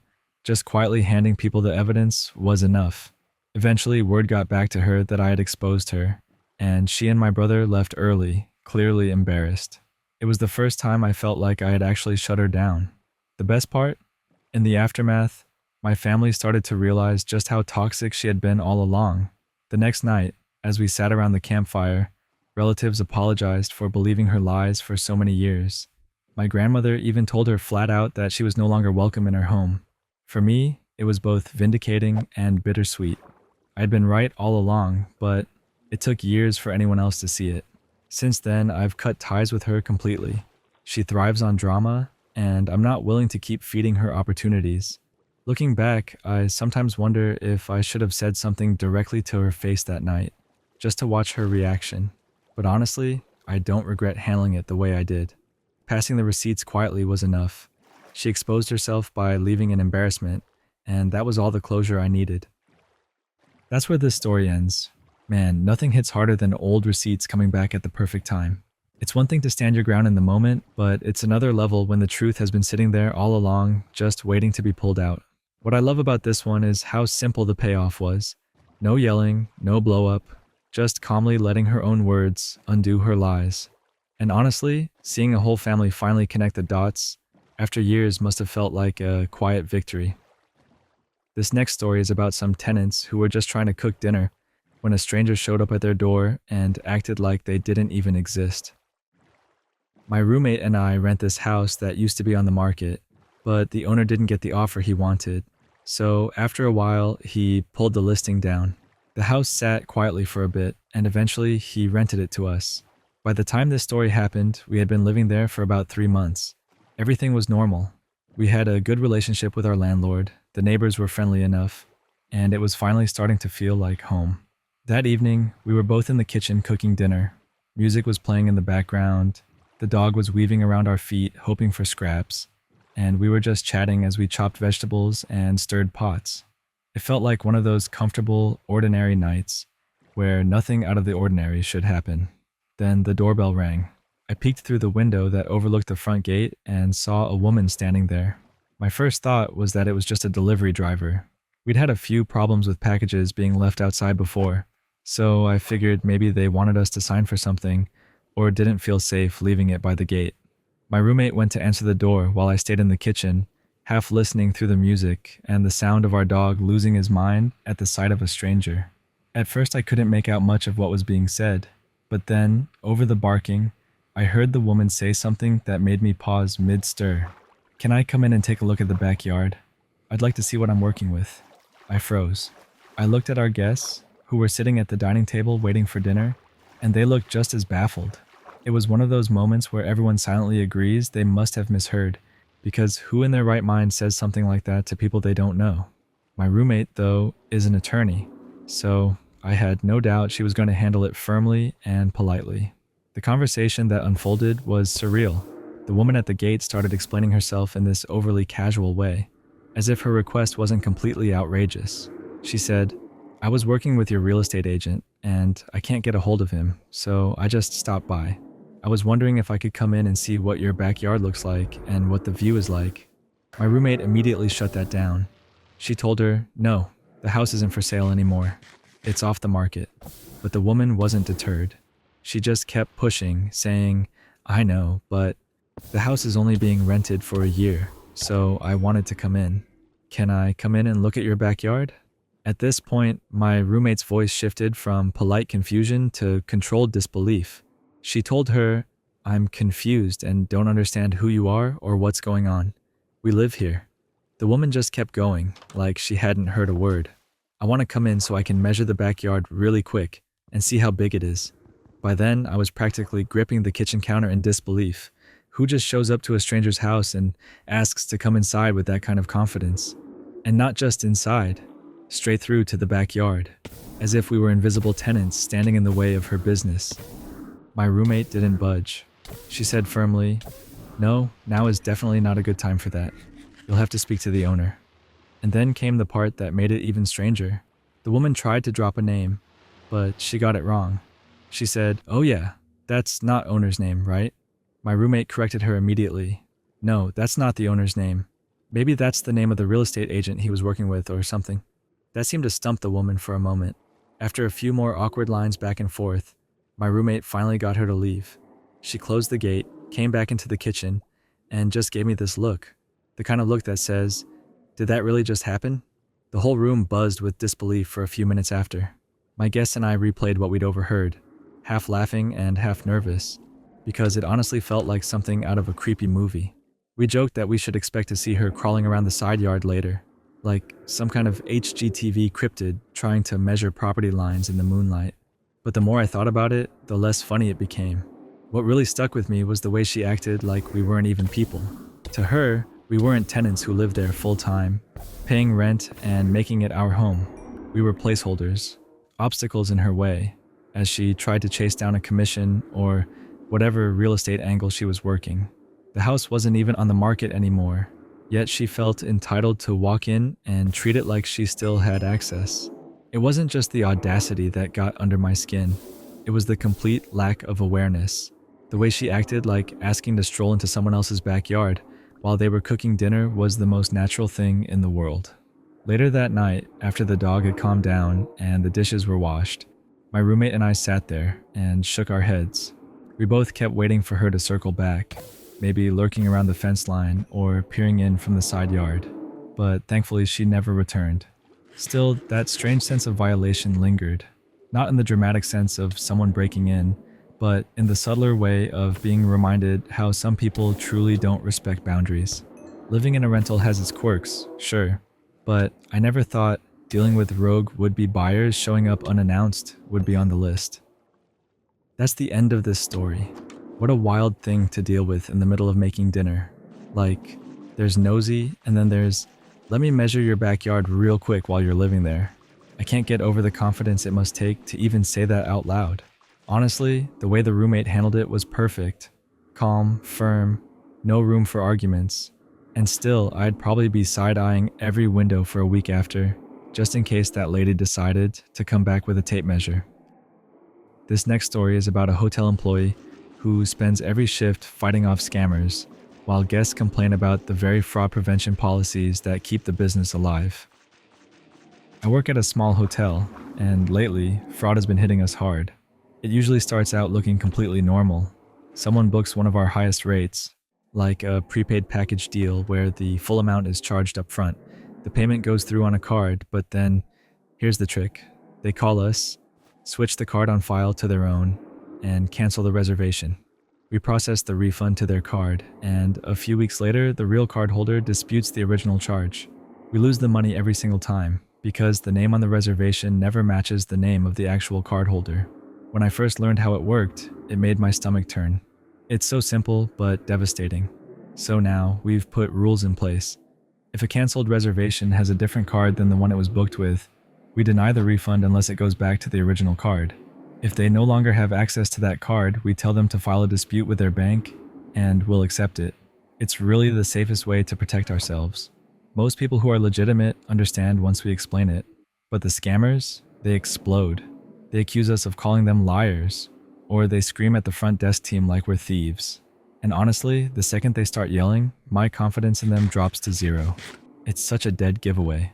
What people don't realize is how serious this is. Last year, before we started enforcing these rules, the hotel lost over $20,000 to fraud. $20,000. For a small hotel like ours, that's enough to put us under. Even now, if we slip up and lose $1,000 chargeback, it could cost me my job. Yet so many guests act like their $150 is more important than us staying afloat. The worst part was earlier this year. A guest checked in, and when it came time for incidentals, they handed over a completely different card than the one used to pay for the booking. Our front desk agent didn't bother verifying the original card. No chip, no tap, nothing. He just let it slide. Later, the original cardholder filed a chargeback, and just like that, we lost $2,000. The only small relief was that the guest actually showed up, so we didn't end up refunding anything extra. But still, it stung. I think what frustrates me the most is the lack of empathy. People don't see the bigger picture. They don't see that if we don't do fraud prevention, our hotel bleeds money, and jobs are on the line. Mine included. All they see is their refund being delayed, and they lash out like we're the villains. But the reality is, without these checks, there might not even be a hotel left to stay in. That's the end of this story. It blows my mind how many people don't understand fraud prevention. Like, if you're legit, it's not that complicated. A refund to the original card, or you go through your bank. But the minute someone starts raging about it, that's when you know they're probably trying to pull something. Honestly, the employee is right. It's a no-win situation. Guests scream either way, but without those policies, the hotel wouldn't even survive. This next story is about someone who thought they'd found a loving partner, only to discover their fiancé was secretly trashing their kids online and planning to push them out of the picture. I never thought I'd end up writing something like this, but here we are. Right now, my kids and I are staying with my ex-wife and her husband for a few days while my fiancé moves out of our place. Calling her my fiancé feels strange now, because in my head she's already my ex. The whole situation feels surreal. like the rug just got yanked out from under me. For some context, I'm 34, transitioned a few years ago, and I had my kids young when I was in the Navy. Their mom and I didn't last, but we've managed to keep a really solid co-parenting relationship.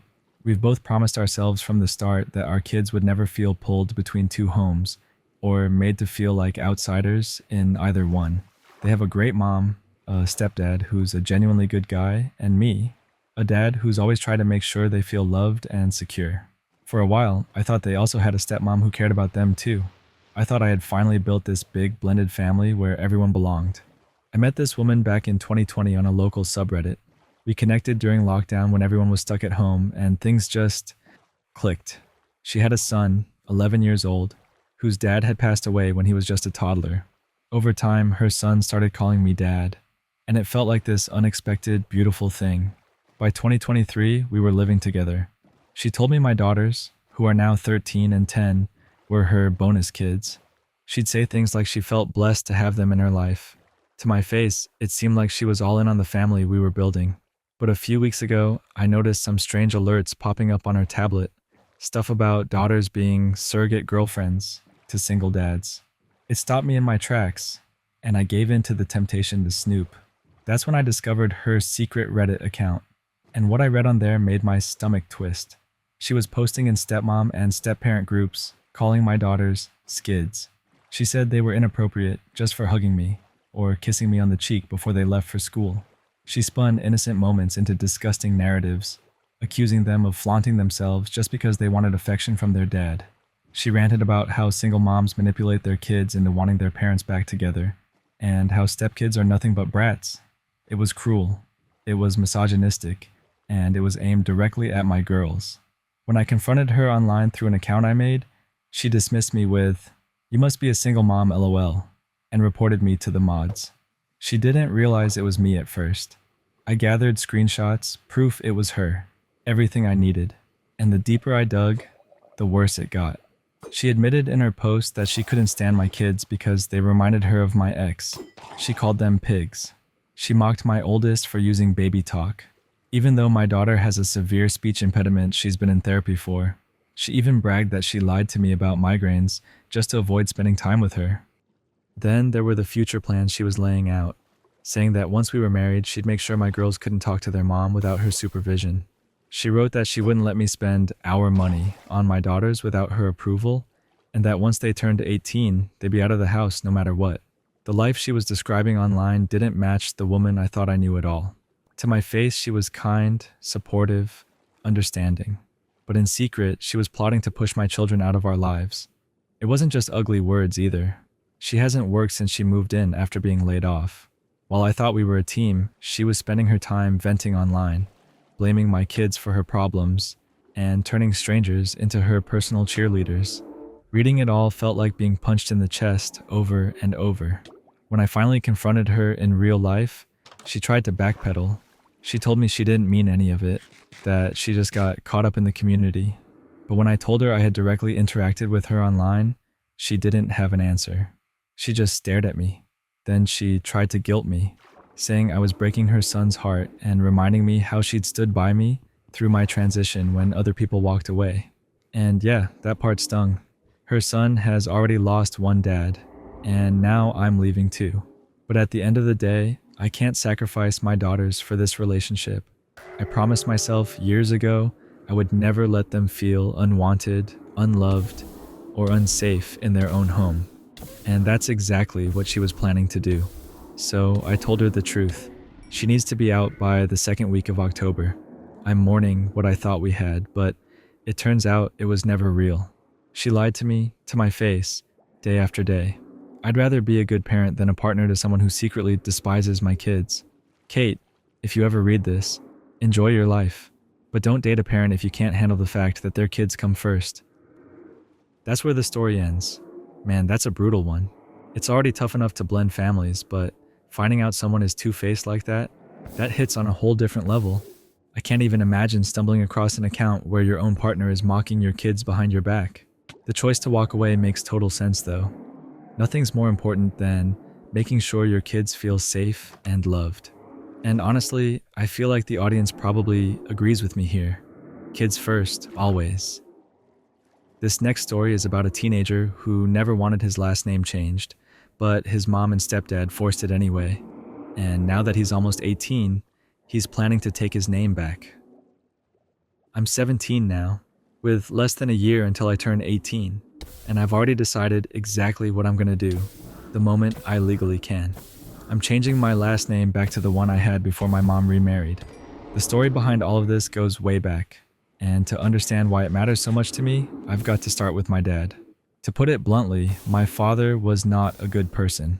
Honestly, he was a piece of work in the worst way. Even his own family admits it. His parents, his siblings, his cousins, everyone agrees he was not someone worth looking up to. When he passed away, I didn't feel sadness. There wasn't really any loss there for me. But here's the thing. His family, my grandparents especially, were amazing. They were the ones who showed up for me and my little sister, who's 3 years younger than me. They took us in after my dad died, letting us live with them for a couple of months, while my mom tried to get her life together. They babysat us constantly, helped out after school, and just made sure we were cared for. So, while my dad himself wasn't worth much, his family was everything. My last name was tied to them, my grandparents, the people who stepped up when we needed it most. That name felt like home. 2 years after my dad passed, my mom remarried. She married my stepdad, and at first things seemed fine. But then came the bombshell. She decided she wanted my sister and me to take his last name. She said it would bring us all together as a family. She said it would spare us the negative association with my father. I remember being just a little kid, probably around 7, and telling her I didn't want to. I liked having the same name as my grandparents. It made me feel connected to them, but my mom brushed it off. She told me it would hurt my stepdad's feelings if I refused. When I asked him directly, he said he didn't understand why I'd want to keep the last name of someone like my dad. He even offered to adopt me, like that would solve everything. I told him no, because it wasn't about my father, it was about my grandparents. He didn't like that answer. He shut the whole conversation down and told me flat out that I was a kid, and it was going to happen whether I liked it or not. I'll never forget the day I came home from school, and my mom greeted me with this big smile. She was practically cheering, telling me we all had the same last name now. She acted like it was some happy milestone, like a birthday or holiday. She explained that from then on, people at school, at the doctor's office, everywhere, they'd all be calling me by my new last name. I remember feeling this pit in my stomach. I thought maybe I could still choose. Maybe people would still call me what I wanted if I just told them. But as a little kid, I learned quickly that you don't get that choice with last names. Teachers, officials, doctors, they used whatever was on the paperwork. It was frustrating.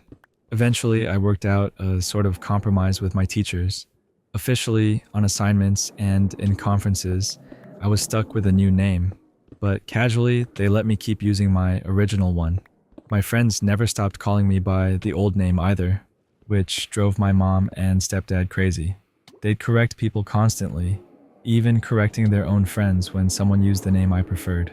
It became this whole battle. When my sister got old enough to start school, she followed my lead. She used the old last name casually too. That made my mom and stepdad furious. They insisted she was just copying me, that she was too young to even remember the change or care about it. But it didn't matter. She felt the same way. And so it became this quiet rebellion. For years, we lived under the name they chose for us on paper, while holding on to our real name in our hearts and in private. Now, with my 18th birthday coming up, I've already told my grandparents I plan to change it back legally. They've supported me 100%. They said they'd help with paperwork and costs if that's what I want. And it absolutely is. The problem is that about a month ago, my mom found out. She told my stepdad, and both of them flipped out. They accused me of disrespecting the family. They said I was being a bad influence on my sister, because she's only copying me in all of this. My stepdad told me I was treating him like garbage, that I was erasing everything he's done for me. He told me that he always saw me as his son, and if I went back to my old name, he'd stop trying to be a father figure. He said I'm supposed to be the one to carry his name into the next generation, and if I don't, then his line ends with him. I told him straight up that it was never about my father.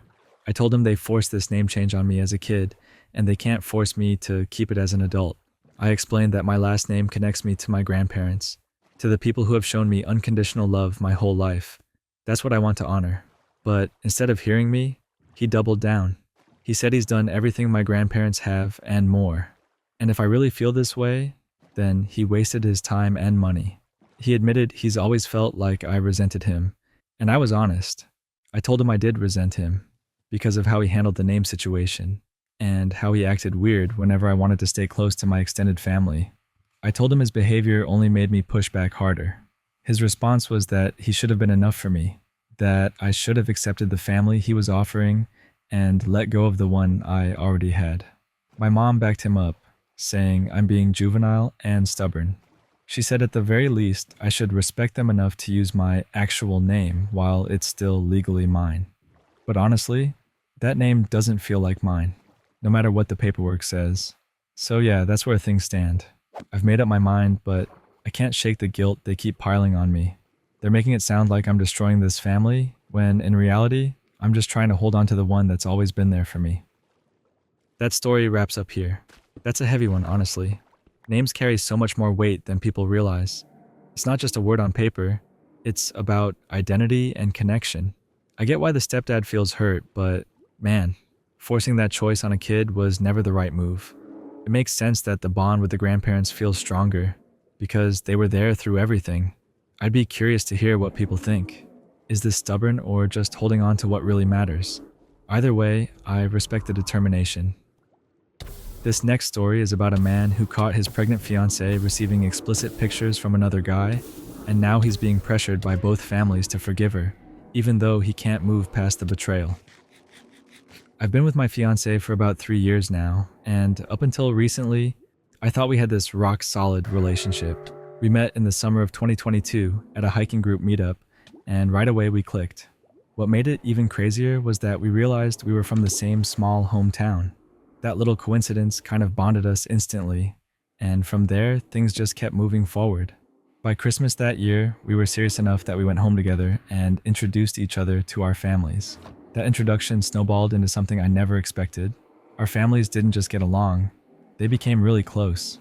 My dad and her stepdad started golfing together, hunting together, even going on fishing trips. My mom, my sister, and her mom ended up joining the same book club.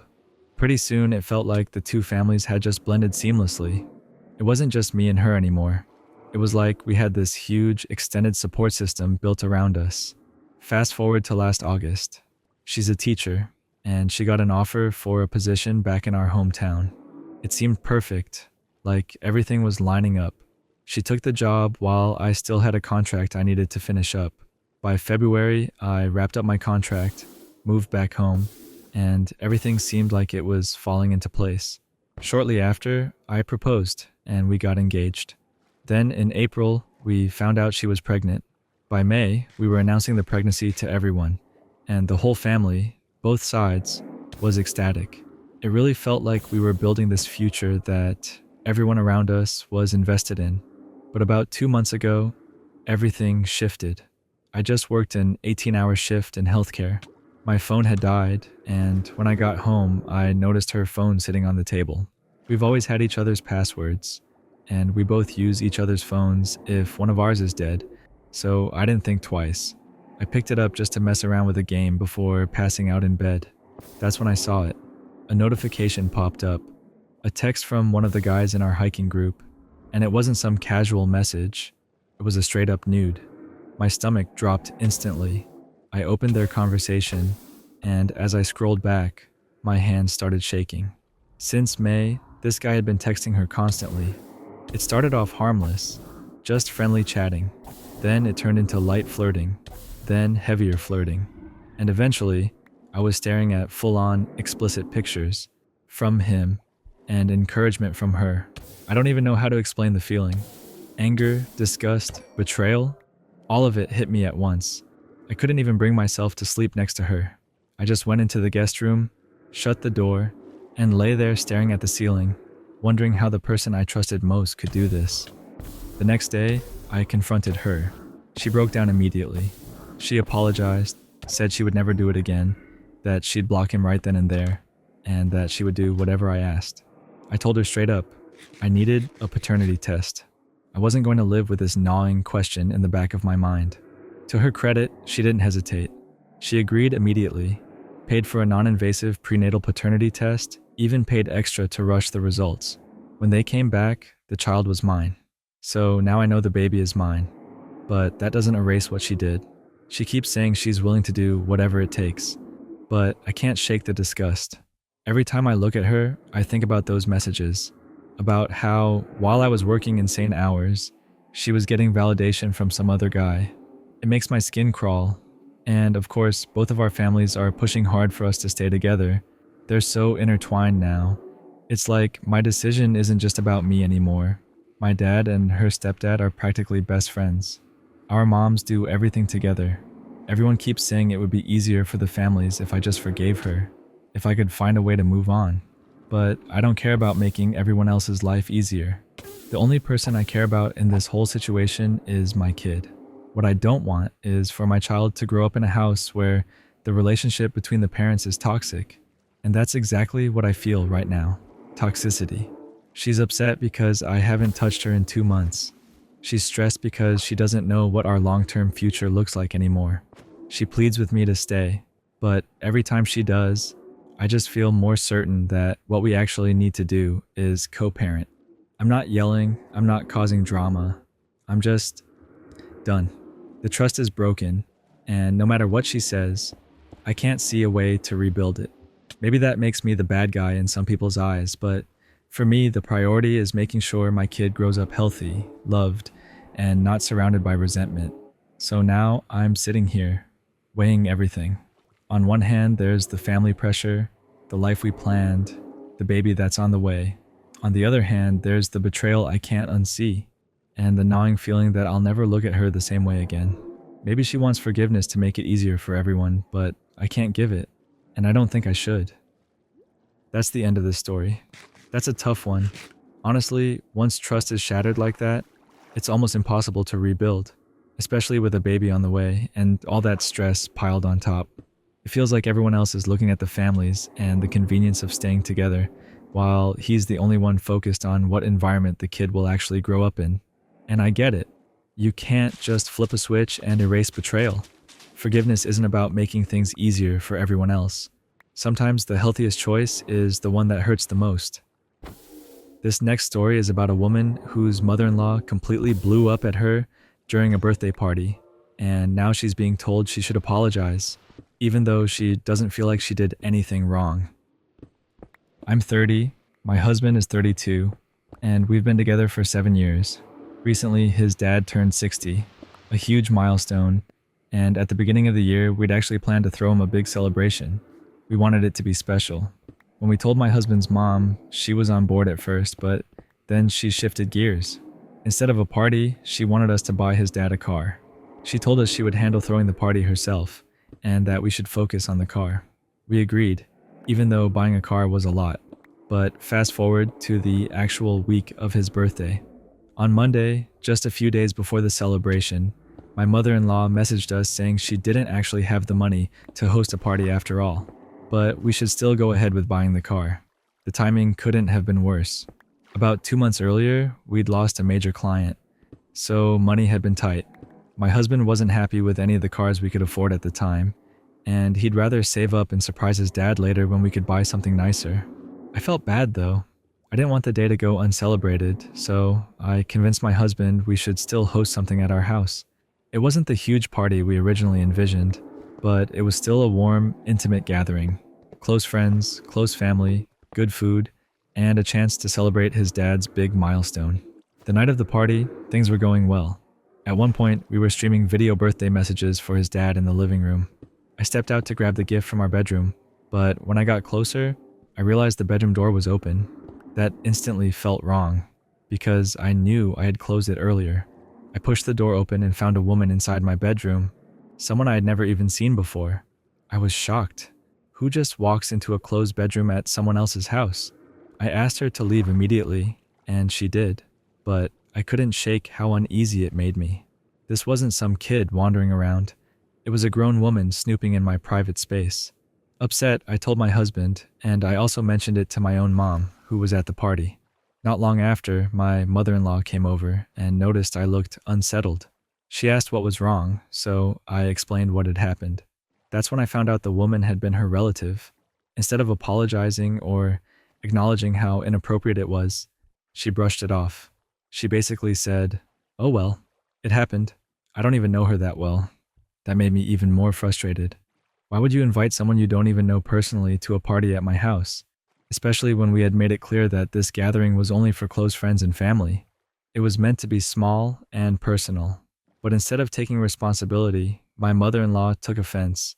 She raised her voice, yelling in my face about how she'd never invite her family to my house again.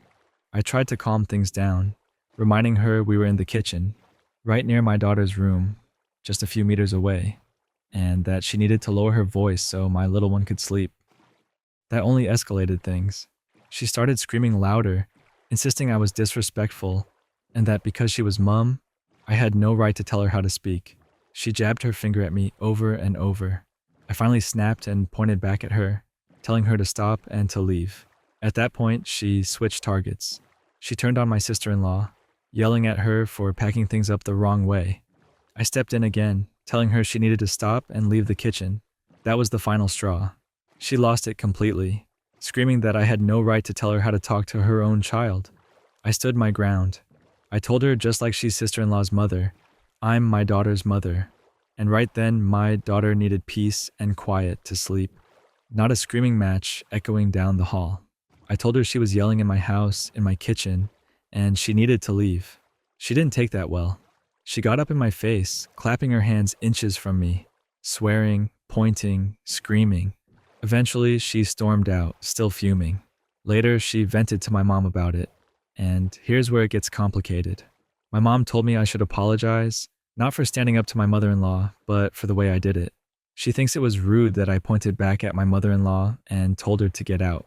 According to her, that was disrespectful, especially since she's my elder and my mother-in-law. But here's the thing.